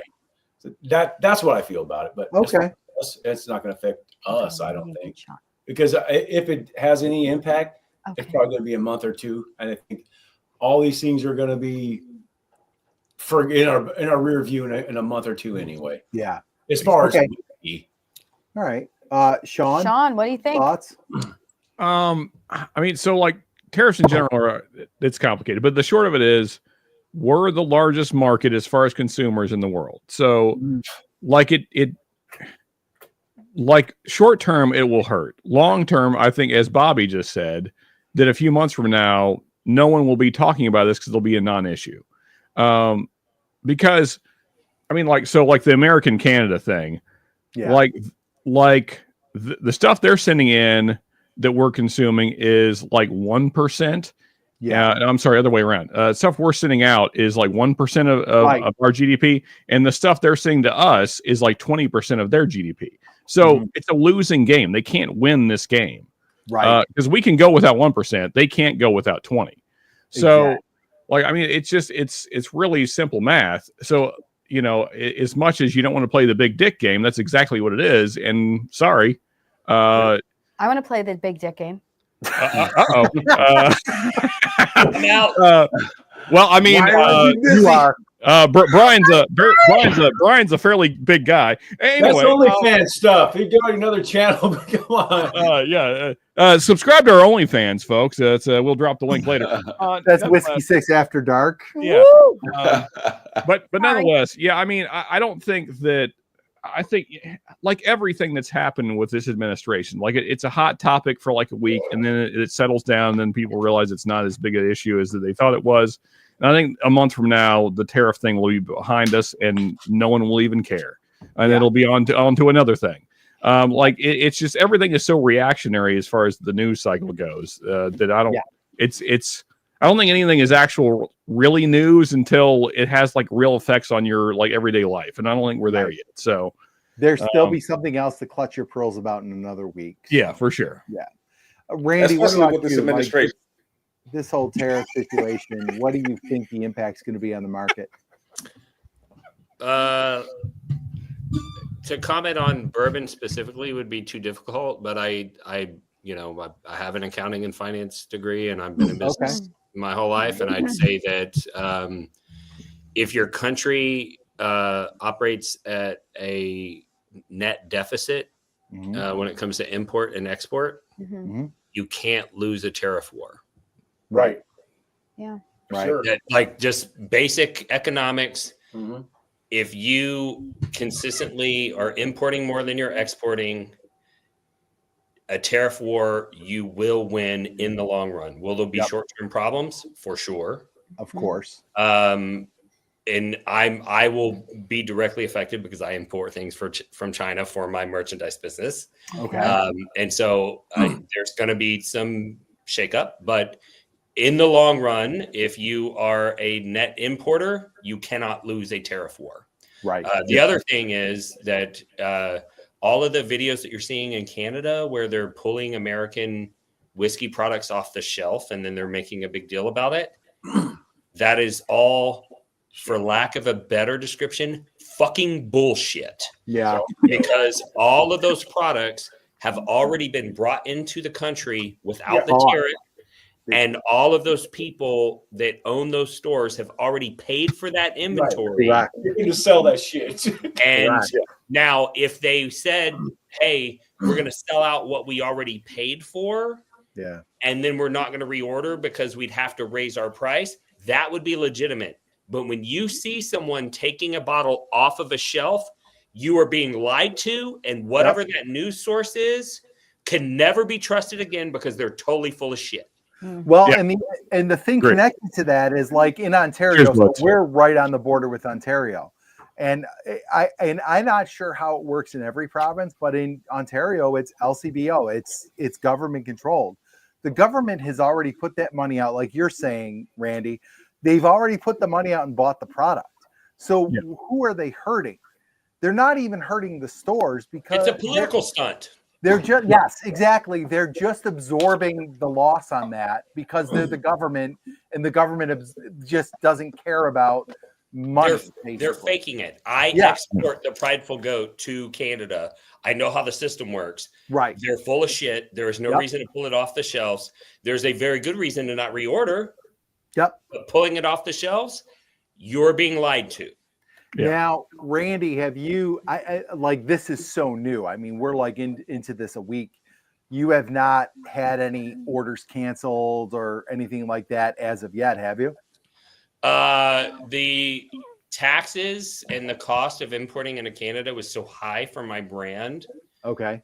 That the deal, like we did an initial deal and we brought product in, and then we had a meeting and they were like, we really think your price needs to be at about here. And we're like, okay, cool.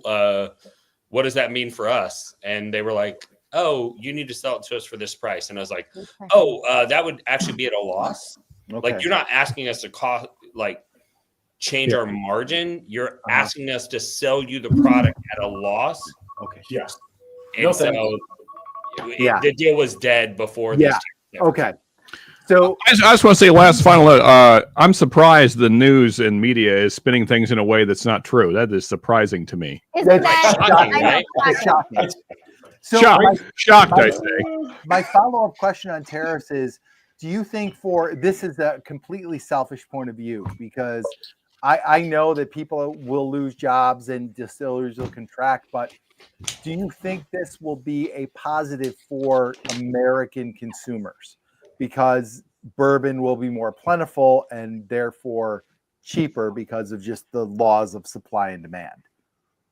Go around. We'll start with gonna Randy. start We'll with go Randy. from Randy and then go around And the this other is way. just a yes or no, and we're gonna in and out. It's more complicated than yes or no. I won't lie. Yeah, I was gonna say. I pass, I guess. Like if I can't, Yes. I'm just gonna say yes or No, no. you go can ahead, elaborate. Randy. Go I mean, ahead. honestly, the in and out comment just completely distracted me. I have no idea what's So what I happening. would say is that the whiskey Go ahead, that Myron. everybody wants is on average 10 years to make. Right. Tariffs are at best on a 4-year cycle. Mhm. Yeah. Because there's elections, so Mhm. there's no telling what the long-term impact does. Hard to Right. say. It's hard. All to I can say is that if you're a net importer, you can't lose a tariff war in the long run. Okay. That's Okay. it. All right. Sean, anything on that? I mean, I just stick by what I already said. Yeah. I mean, like the answer is that no, I don't think we'll see any long-term disadvantages from this. Okay. I think this will be in our rear view mirror in easily 3 months. I don't think anyone. Okay. will be I hope talking you're about it. right. I really do. Bobby, Myron, Bobby, anything? I agree with Sean and Randy. Okay. Randall. Myron? I don't think that it's going to hurt us in the long term, but I don't think we're going to see cheaper prices. We didn't see cheaper prices Okay. after COVID. No, I Prices agree shut with up that. and they never I came agree back with down. I agree with Right. that, Myron. Right. Nobody ever lowers. You're not going to their regret prices. it. That's for Right. sure. No. Once Yeah, people- we're not going to see prices drop. That's No, not no. going They're to. going to hold strong for sure. Right. For sure. Yeah. Because once people are paying for what they're paying for, nobody's going to lower their prices. They're like, people are paying this. We're going to keep Right. it as it is. You get None of these distilleries are only going get to act out of acclimated. benevolence and lower their prices. Oh, we think we should voluntarily. lower. We're going to drop this. We're going to hold, right. just and for we you. get acclimated to a certain price point, and they're just going to stay right there and not drop below it. That's Exactly. That's there correct, you go. Bobby. That's how it Exactly. That's And, right. unless it's a short window like eggs. Eggs do go up and down. So like if I'm a producer and I've got 1 million eggs and they're going for $7 and now the prices come down where I can sell it for $6 and still make a profit, I'll start selling it for $6 and then you'll see it. But if it's been $7 to $8 for a year, That's right. no. You can get, Myron's and you can get eggs for I'm so $8. glad I don't eat eggs. Buy them. Tell me where you can get eggs for $8. I'm there, dude. Well, you're in California, everything is high. Yeah, Bobby, you live in basically hell. We can't change You might that. as well be on Mars. I'm not disputing that. We paid $13 to $15, dude. Yeah. That's what I'm saying. You're half price of the eggs for me, dude. I'm there. Freaking California might as well be Mars. Hey, I can assure y'all that whiskey prices are going to come down. Okay. I'm in for that. And that was my initial gut reaction, but I also, like you said, Randy, like, is it going to be? Tariffs are not the only long enough impact. down the road to have it impact whiskey prices? But I think you're right, like, because the market's slowing down anyway. So well, the reason why, because I have to pay attention to the volume of whiskey that's available on the market. And just so that you guys understand, a year and a half ago, I was trying to put together a whiskey for the Prideful Goat that I could release for under $50. That's like a magical number, right? Yep. Right. Yep. And so I'm like getting samples from all of these different producers, and I put together a blend that I thought was okay, but it needed a little bit of oak influence. And so I reached out to a producer and I was like, I need something that's like that, nothing crazy, but like a 5-year Kentucky. Mm-hmm. And he was like, oh yeah, it's like $5,000 a barrel. Mm-hmm. And just so you guys know, somewhere, and these numbers are not perfect, but just like rough estimates, for every $460 you spend on a barrel, that results in about $12 of bottle price, right? Okay. So you do the math. If they're asking for $5,000, I'm gonna have to sell this whiskey for like $150 roughly. Jesus. So think about you guys being asked to pay $150 for a 5-year-old Kentucky whiskey that's meh. Yeah. That's where the market was at. Right now, I can buy an 8-year version of that same barrel for $1,800. Wow. The prices are going to come down because me as a brand owner, I'm struggling to like maintain market share. And I'm like, as quickly as I can get rid of the barrels that I paid this amount of money for, I'm going to, and then I'm going to buy new barrels at a lower price, and I'm going to lower my price, For sure. and I'm going to kick the shit out of all the other competitors because I want to be the one that lowers my price first. Right. And that's coming. There's nothing you can do to stop that. And tariffs may make that even worse, depending on how long it impacts the market.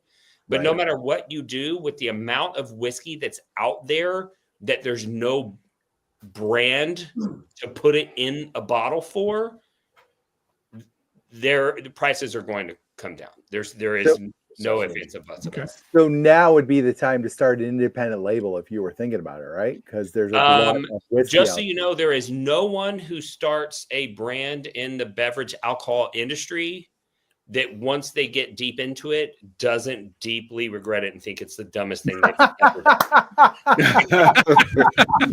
Is that firsthand experience there? Yes, I've literally had a guy look at me and go, I have this really successful liquor store and I'm going to sell it in a couple of years. I'm going to cash it all out and I'm going to start my own brand of whiskey. And I'm standing there with my rep for my wholesaler. And I'm like, hey, this conversation just changed. Look me in my eyes. Do not do that. For the love of God, do not do that. Right? So why in the hell is Bruzel doing it? Because like he's doing it now. Because hubris, bro. Like I thought that, well, first off, like I mentioned earlier, like we're not celebrities. Like we didn't go to a university that taught us how to be whiskey YouTube creators. We're all just consumers. But until you get into the 3-tier system and you really start to experience how it's literally been run by gangsters since the 1930s, and there is nothing that you can do, that you can do except for spend truckloads of money to overcome this system that they've set up to protect the old guard. Wow. And the only thing that's changed is the kind of gangster that's in charge. Yeah. I'm not even sure that's changed, bro. Well, I mean, we all know it's not the actual mob anymore because basically the CIA got rid of all them. But anyway, but maybe now it's the new mob, the government, right? Yeah, it's just our government running it now, which is the same thing. Anyway, so, don't get me on a government rant. I'll go too long. Yeah, I know, yeah. I'll just say, Randy, we can't get Prideful Goat here in New York. So I've tried so hard to find a wholesaler, but basically what happens is that I can't sell direct to consumer unless I go through a legal shipping retailer, and then the cost of shipping scares buyers away. Yeah. And I want to be in stores, but I have to go and I have to attract the wholesaler. But the wholesalers are protected; they have a government monopoly. The laws say I can't sell to a liquor store in New York. I have to sell to a wholesaler, and the wholesaler has to do my sales. And when I go to the wholesaler, they sit back and they're like the it girl at the club that everyone's walking up and asking, "Can I buy you a drink? Can I buy you a drink?" They don't have to do anything, right? Yeah. And they go, "Okay, well, if we do this thing, what are you going to do to make me money?" Now, keep in mind, the wholesaler makes more money per bottle than I do. Right. Oh, right.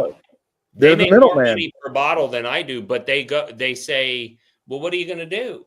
Like, how are you going to make this thing go? Like, I don't want to order a bunch of inventory and sit in my warehouse. And I go, hey, I pay you for 3 things.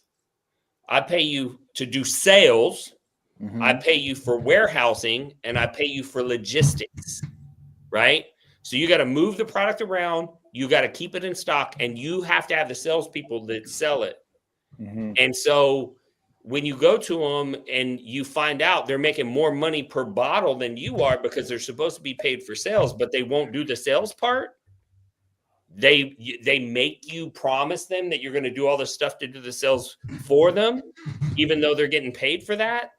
That's why it's small produce. Like, you're insane if you start a whiskey company. Yeah. You're insane. Still living in the woods, drinking out of his Bourbon Real Talk Wee Glen right now. Very nice. Very nice. Hey, cheers, Woods. Cheers, William Hall. Cheers, Josh Fritz. So let's go to our rapid fire. I charged Randy and Myron. But we're going to start. Also, I may be foreshadowing. We're going to start with Myron. We're going to start with Myron tonight. Myron, do you have a rapid fire question for us, sir? So based on Randy's video and based on Randy's video and some videos that I've done in the past, like I said, is proof everything? Because I always feel like proof helps a bourbon. Whenever you water it down, it just kind of makes it kind of bland, and you're like, and like regular larceny, can't stand it. Sean said the same thing tonight with Eagle Rare. That's my question. Yep. So is proof everything? Bobby, is proof everything? No. Okay. I'm just gonna immediately say that's rapid fire, and you say no because I used to think it was, but I've had a lot of lower proof bourbons with age. He's right. Where maybe the age in the barrel helps it out. Orphan barrel would be a good example of that. Fair enough. The masters of the low proof. Okay. But age helps it, and it's still expensive. So simple answer is no. Okay, Sean, is proof everything? No, but it's complicated. Okay. There's that too. Randy, is proof everything? As a proof hound? No, it's proof whore. Let's get it right. As a proof whore? Proof is not everything balances. Okay. Very nice. There you go. Marianne, is proof everything? I was initially going to say yes, but now my answer is no because of my love of Woodford Double Oaked. Okay. Very nice. I will say no. There is a sweet spot as far as proof and age.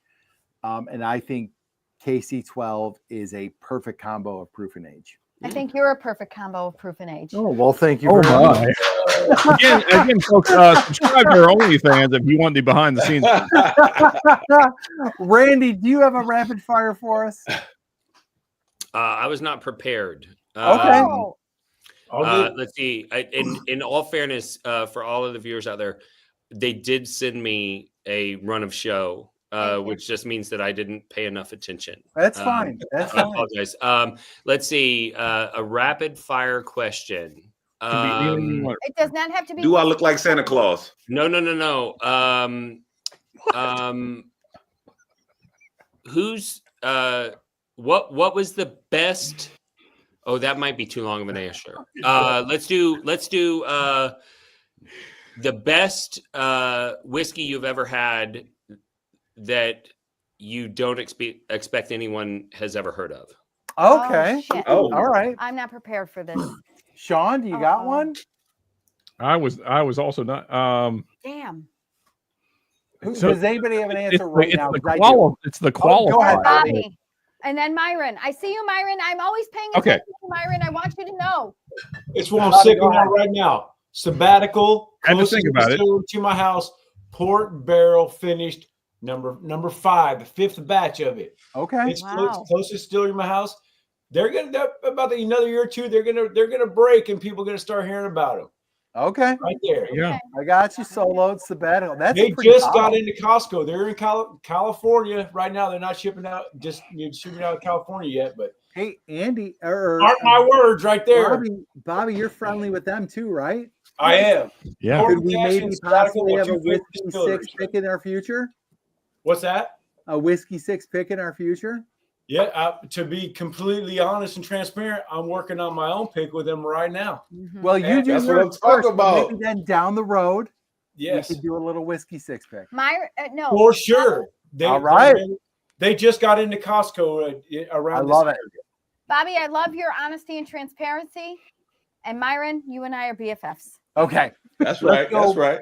Let's go. I'm going to solo you, Myron. Go ahead. It is Old Line. Now, Sean knows about this because Sean is he's part of 21090. But Old Line, an American single malt, they age it in new charred American oak barrels. It is phenomenal. It is a bourbon drinkers American single malt. I paired this thing, if you can see it on camera, with a cane last night, and it was amazing. Super chocolatey. Awesome. Whatever Myron says, I believe. Sean, do you have one, sir? I'm going to solo you. So I was just holding this up to agree with Myron, but it is fantastic to Myron's point. Oh, you got a Bardstown one there. Huh? One that I'm certain no one has heard of because it was distillery only. So this is Bardstown Pfeiffer Pavitt XO. So this is a 14-year Tennessee whiskey, and I know a lot of people are going to get very angry very quick because we all know what that means. It is Dickel, but then it was aged another 4.5 years in Pfeiffer Pavitt XO barrels. So this is basically an 18.5-year-old whiskey, and it is amazing. And there's none of the Dickel. It's way too old to have any of the Dickel minerality. That's all gone. It is a heavily finished Pfeiffer Pavitt XO barrel finish. Very nice. It's amazing. It's okay. If you're a red wine drinker, it's fantastic. I love red wine. All right, I am gonna go with right here. We did a review of this a few months back. Black Fork Farms. They're out of San Diego, or it's not San Diego, South Dakota. Where Nick went. They are a farm to glass, grain to glass distillery, and I am not like I have had my share of craft distilleries that tasted like craft distilleries. This one is absolutely fantastic. I highly recommend it. I actually got this one from a trade with somebody. Sean, don't be mad at me. Oh God, I'm so pissed at him. I traded a Rebecca Creek Spanish Oak for this. Sean, I was not happy about this. But in fairness, that's how. I think this might be the end of the channel, but I think so. That's how good this is. I think so, Sean. I'm with you on this one, buddy. But I really do enjoy them. I think they make great. Like, it's not often that you find a grain to glass that really is worth a damn, and I think they are really good stuff. So Black Fork Farms Cask 120 is my pick. Randy, do you have a pick for this? Or yeah, I'll throw one in. All right. It is, JT Mellick. Okay, life whiskey. So JT Mellick is a 100% rice whiskey. The rice is literally grown in the same field as the crawfish that they sell through their seafood company. Okay. And it's really interesting. A lot of brown sugar, very sweet up front, and then there's like a strawberry and peaches and cream flavor in the mid palate. And it's a food friendly whiskey. I don't drink a lot of whiskey while I'm eating food because the higher proof sometimes doesn't play well. But yeah, I'm a huge fan of JT Mellick. So cool. All right. Yeah, and awesome. the owner, what a just true Southern gentleman, man. He's such a great guy. His name is escaping me right now, but Mike Frugier. There you go. Yeah, thank you, Rand. Brian from Buffalo Bourbon Enthusiast says striped pig. We actually have from the Bourbon Together group. We have a striped pig that just came in. Our bottle survived. It did not get wrecked. Only one got broken, Okay, but striped pig. I did not get in on the first pick that this group did, but the second one we did get in, and it's supposed to be great. Sons of Liberty peated malt whiskey. Peated scares me. Interesting. Peated. The word peated kind of scares me. We've got a couple people talking about Evernorth. That's the Bourbon Junkies. Label. Does anybody else? Wait a minute. Does anybody else think of grass when they say peated? No. It's peated is like smoky. Oh, really? I think of barbecue usually. Yeah, right. Oh. Common Ritual straight bourbon whiskey from Show Me the Proof. JT Mellick is so good. So you got good job. Somebody Mellick rocks. Yep. Buffalo Lou. Good. Awesome. And that's the thing about like Josh Fritz. Wish I could find JT Mellick and Detling Gold. Sean, your finger's like on the pulse. Baby. Here in New York State, we don't have JT Mellick, I don't believe, and we definitely don't have Detling, but I have had them and they are delicious. So Randy, I agree. JT Mellick is a really nice whiskey. I'm sorry, it was Randy. Your finger's on the pulse. I apologize. Absolutely, I'm sorry. Absolutely. Oh, no worries. Yeah. All right. JT Mellick is amazing.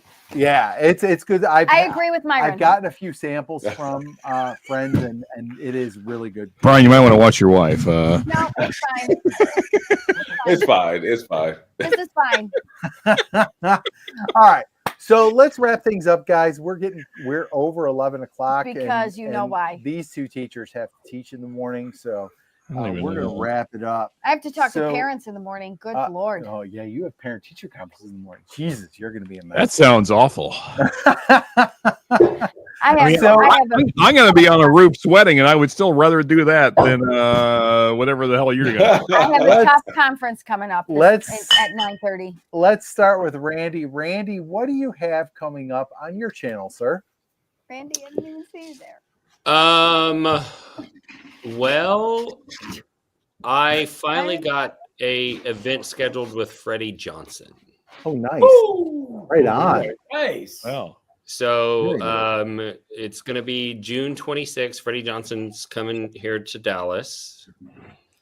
It's going to be a fundraiser for a nonprofit that does equine therapy services for disabled children and veterans. Nice. So very near and dear to my heart. I happen to be on the board because I've done a bunch of fundraiser work for them, and they asked me to join the board. But it's Divine Equine is the charity. It's going to be at Nomad Grills in Dallas, Texas. So Nomad Grills has a grilling system that's designed to be portable for people who hike and things like that. Okay. It's going to be sponsored by a beef company. This is not totally formalized, but there will be like high grade steaks for all of the attendees. And then I believe Topo Chico's sponsoring the event and some other people. We're going to have some cigar opportunities. They've got a rooftop deck where you can smoke, but we're going to bring Freddie in, and there's going to be a tasting that Freddie will lead for all of the people that come in. It's $25 that goes to charity. And that's going to be on June the 27th. So that's probably the biggest thing I'm working on, but I'm working on some other things as well. Cool. Awesome. What's the location of that, Randall? Maybe you said, and I'm just too drunk. It's Nomad Grills location in Dallas, Texas. Okay.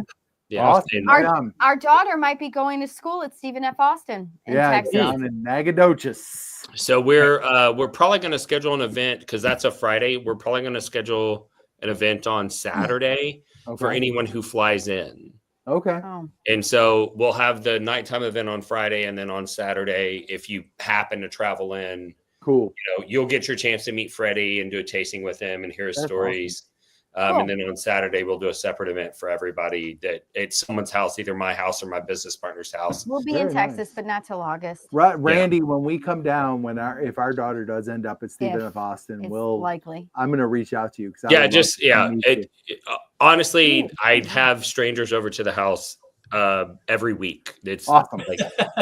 Well, I'm sorry I don't live closer. If any of you are ever coming to Dallas, just hit me up. You're welcome to come over. We'll sit here and drink whiskey for 2 hours, and I don't have any bottles that aren't open. So that's awesome. I will need a drink or two after I drop my daughter off at Texas College, which is 35 hours away from our house. You're right. Exactly. My son is a senior, and he's going to college. My daughter's already at college, so I will gladly commiserate with you. So our son and daughter are the same age. This is really hard on my mom heart. It's really weighing on me. When we dropped my daughter off to college and we came home, my wife and I were both crying, and she said, "Do you want to go drink about it?" Yes. It's a big deal. It's definitely a big deal. That's the right sentence for sure. The answer is yes. I want to drink about it. All right, let's go to Myron. Myron, what do you got coming up, brother? Myron. Well, first of all, let me say agree this. With Myron. When I dropped my son off to kindergarten, I was a little teary-eyed. My wife, she was like, I thought she was going to be the one crying, but kindergarten, my firstborn, I was like, oh man, it just kind of hit me out of nowhere. I just love you. I just love you. I love all of you guys, but I don't have anything like major coming up just besides my reviews, but you can go to the bourbondropstore.com store and get the merch. You can get the t-shirts. You can get the big heavyweight hoodies. Dude, when I tell you these things are warm, like they are super warm. Heavyweight, super warm. So, that's the only thing I've done, Cool, man. That's it. Myron, just so you know, Marianne is the hoodie queen, so we'll be getting her a hoodie. I definitely want one, Myron, for real. I don't know if I have any small enough to fit her because you are very small. Very small. Thank you. She is a little thing. I work so hard. Yeah. Thank you so much. All right, Bobby, what do you got coming up, brother? He's not going to Corbin Cash for the Whiskey 6. Hell yeah. Stuff. You know what? I might have to get with, if you don't mind, Randall. I do some charity stuff. I don't know if you know, I'm a fireman, And we have a burn foundation that we do work with, but I'd like to actually do some stuff myself with the channel, see if I can get some stuff going with that burn foundation that's local to a fire department. Other than that, just normal everyday stuff. I got a couple of personal announcements that I'm not going to share yet. Okay. But that could be cool for the channel and anyone that's interested in my brand. That's really about it. That's it. Just stuff. I got a new, you know what? Expect a video about, I just upgraded my little speakeasy bar area. I saw your intro to that. Yeah. Okay. So I got lighting in there now. It's not finished yet. I got some more lighting ready to go. So it'll be a step-by-step thing, and expect more of that stuff. So, Bobby, quick side question: are you trying to move into that area for your shooting in the future, or is So that's another thing. So possibly doing with me and this guy right here, DRC, possibly doing like a podcast.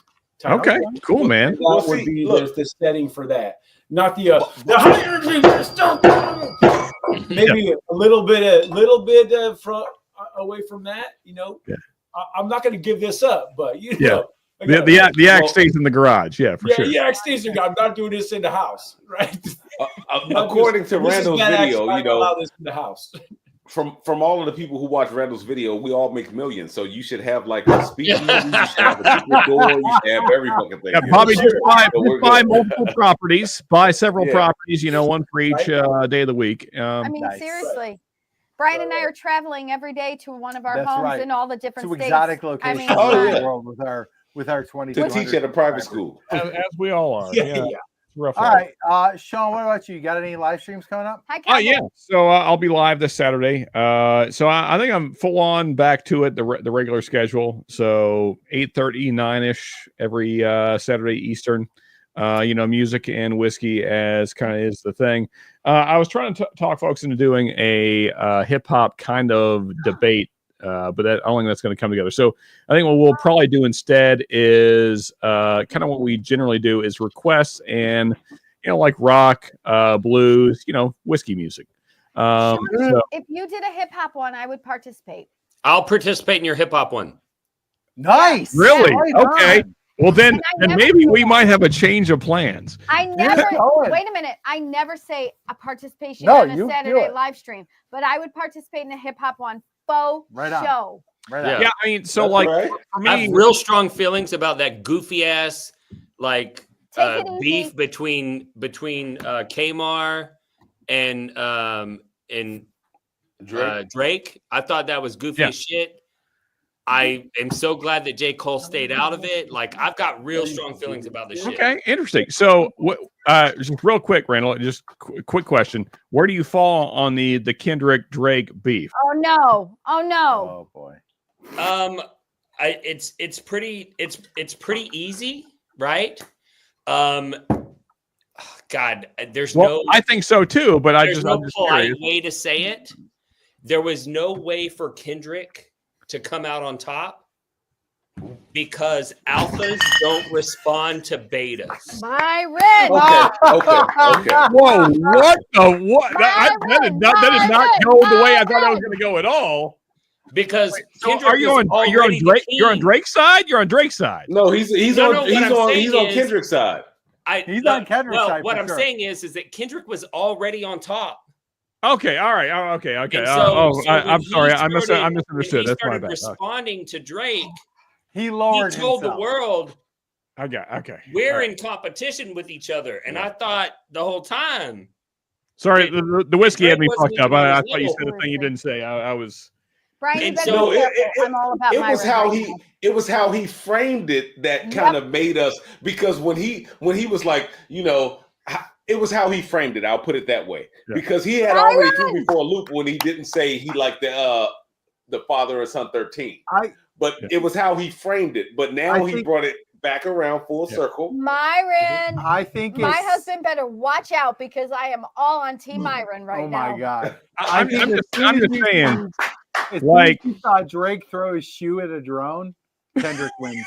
Yeah, that was so weak. Oh my god. Like, okay, here's what I want to put out there right now. I don't know this is not a hip hop show, but I think 10 years from now, we're going to be considering Kendrick is like top 3 all time. Okay, take it easy. Oh, He was top 3 all time until he got in this stupid ass goofy beef with Drake. I can't believe. Okay. Randy, All right. Randy is Hey, not you know a what, fan of Kendrick Randall? I Lamar would himself. love to have you on for hip hop. Because like I'm watching what Drake's doing, and I'm like, it's way It's whack. better than I expected. I thought Kendrick was just gonna murder him, and then it was just gonna be over, you know. And Drake actually had some good bars, and I was like, man, you should have never. There's an analogy that it's like if you get into a say you're a big tough dude and everyone respects you, and then like a little dude, like you go pick on him, and then he gets some shots in. Everybody's like, well, maybe that dude's not what I thought he was.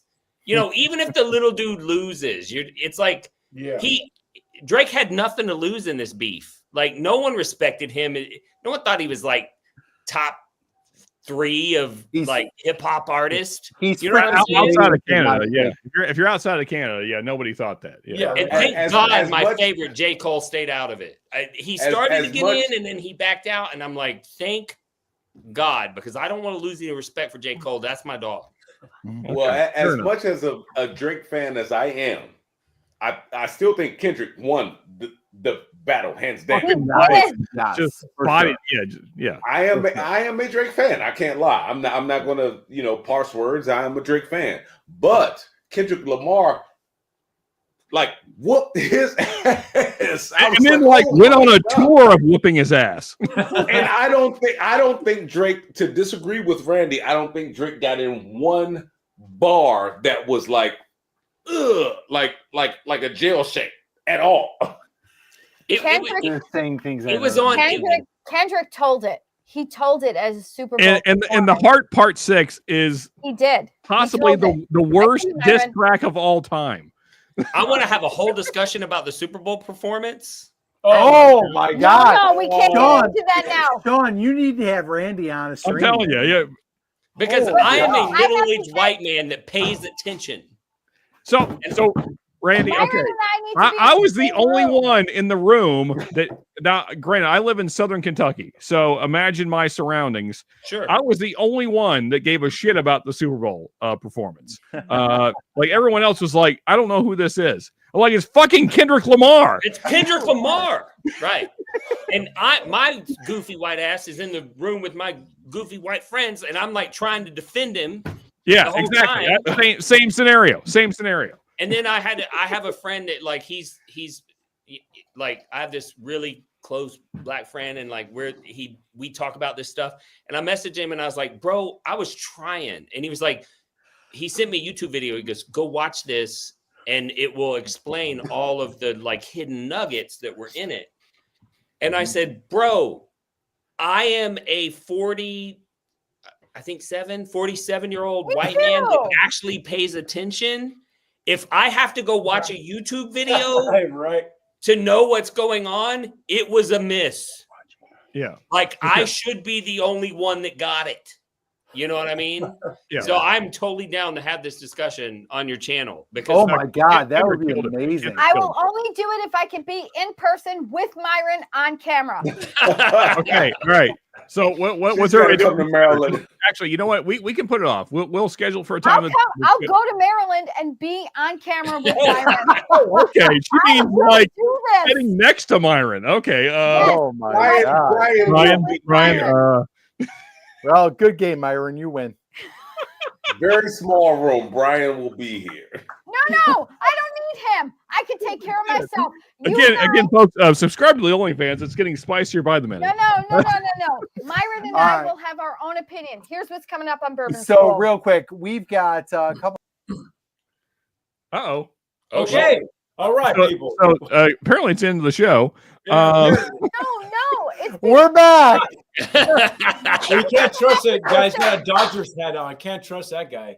Oh, you son of a bitch. Okay. So here's coming up on Bourbon School. Obviously, just the regular. I mean, we do videos every Monday and Wednesday. We do mystery boxes and bonus videos on our Patreon. But we're changing up the format. We are going to be doing more with all three of us rather than just two of us at a time. It's exciting. We're going to be a real 3-person channel. But on March 29th, we are going to be on Baker Drink's Trash Palette Challenge. We don't know yet who we're going up against. I was very relieved after last week's episode because I thought we were going to have a little surprise about who we'd be up against, but we're not going to be up against that particular person. But I would have left. We don't know who we're up against yet. I actually got shipping. I got tracking Troy's package with our trash palette samples is coming tomorrow. This was so important to Brian that we had to move his mother's 80th birthday dinner. We moved my mother's 80th birthday so I could be on Baker Drinks. Not you, we could be on Baker Drinks on the 29th. So that's what we have coming up. So watch on the 29th. We'll be on Baker Drinks. It should be a fun time. My palate is going to be totally shit and embarrassing. Yeah, it honestly, like the Baker Drinks. Who did we lose? Sean. Where did Sean go? Sean? He went audio only for a second. Okay. We didn't know that. The Trash Palette Challenge, we have to guess like things like distillery, mash bill, age, all bourbon, whiskey, rye, whatever. We're gonna do terrible, but we're just in it for the fun. And so that goes back to Randy's video that we are just regular people having fun in our basement. Exactly. Boom! I just circled it all back. She brought it all the way around. Look at how I did that. So real quick, the Whiskey 6's next episode will be on March 27th. We're gonna. Oh my! Dan, you gotta get away from that AOL, man. Come on. Apparently, hopping in caused come on. The psychos are in charge of the asylum. What do you want to do? Let's go. Let's go. I would guess that. Come on. I'm going to guess it has something to do with the communism going on in New York. I can't say for sure, but probably roughly that. Well, I say we give the floor to Randy to take it out like thanks for being on, brother. His brother.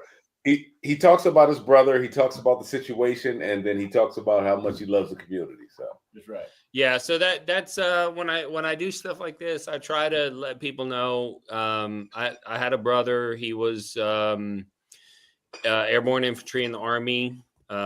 He was honorably discharged for his injuries. Came out addicted to opioids. Ended up taking his life in 2014. Right when I was getting involved in whiskey, and I saw how whiskey was like bringing people together. And at his memorial, his friends were coming up to me and saying like, I started to pull away from him. Things got weird. And I feel like if I'd been a bigger part of his life, maybe this wouldn't happen. And if you're out there and you've lost someone, like it's not your fault. It was their decision to make. But it did teach me that connection is important. And I saw how whiskey brought people together. And I wanted to find a way to honor my brother. I wanted to find a way to make a difference in people's lives. And I thought maybe if I could get people connected to whiskey, the whiskey do the rest of the job and bring those connections in. And so that's really what this is all about. If you want to get drunk, you can drink vodka. But whiskey origins were about preservation of calories for the community. That's why whiskey was invented. Yeah. There were resources that were going to rot, and they were trying to find a way to preserve them, and distillation did that. And so we all kind of know subconsciously that, whiskey is not just for us, it's for the community. And so I always try to bring a positive message to everything I do. And my positive message is that, there is negativity out there in this world, especially online. And that negativity tends to break connection, tends to, separate people. And so I always try to end everything that I do with the opposite of that. And that is, if those people can be hateful to a stranger online, there's nothing that keeps me from loving a stranger online. And I like to always say at the end of everything that I broadcast. If you woke up this morning and you're unsure whether or not anyone loved you, just know that I love you. Really love his man. Yeah, and Randall, I want to give a cheers to Randall's brother. Yeah, you that's don't have to say exactly his for real. name. yes. Yeah. Cheers. Randall, so the mental health aspect of your channel is honestly the reason that I keep watching, if I'm being truthful. I mean, because there's whiskey content everywhere, but I mean, I don't think nearly enough people talk about, especially men's mental health. And I'm not going to like get on the platform and soapbox here, but You're That's right, fair. though, Sean. 100%. 100% right.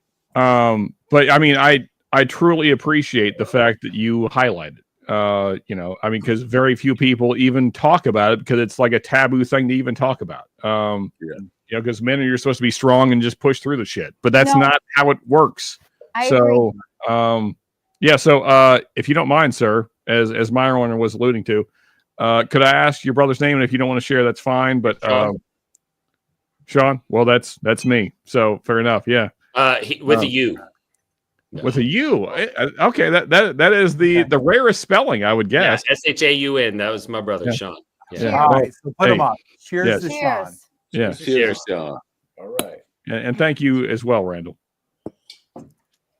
And Randy, thank you for everything you do for this community. I mean, I would consider you one of the leaders in this community, and like for you to come onto this little channel and Spread your joy and your word and your peace. Thank you so very much. We appreciate it. Yeah, brother. for real. Thank you. I appreciate the opportunity. So far, I've never said no to any collaboration opportunity. Nice. I always try to say yes because people have always been kind to me and we seem to support each other. And then I think about the people that are saying negative stuff about me. And I'm like, I'm nice and I raise a lot of money for charity and I stop suicides and whatnot, but don't forget that I'm a dickhead person. You know, just remember that one guy says I'm an asshole. So, you know, keep that in mind. I will just say this without naming names. We've had channels, bigger channels than us, brush us off and not respond or just say no. And we appreciate that you took the time to come join us here. And it just speaks to what a good guy you are. How you are dedicated to the idea of community, and it's not just something you say in your videos. So we really appreciate you joining us tonight, and thank you so much. And I hope that's what everyone in the audience gained from this as well. Yeah, absolutely. So guys, the Whiskey 6 will be back on March 27th. Our guest will be Chris from Bourbon of the Week. Thank you, Sean, for setting it up. We appreciate it. Should be a fun show, and we will talk. There's a couple of topics we didn't get to tonight that we'll definitely get to then. But thank you all for tuning in. We appreciate every single one of you. If you're not subscribed to the Whiskey 6, go ahead and hit that subscribe button. And I want to say something. What? I want to thank everybody for truly letting me be on the channel and letting me offer my silly input, but sometimes smart input. Thank you for letting me be a part of this with you guys. I appreciate it so much. Really. Awesome.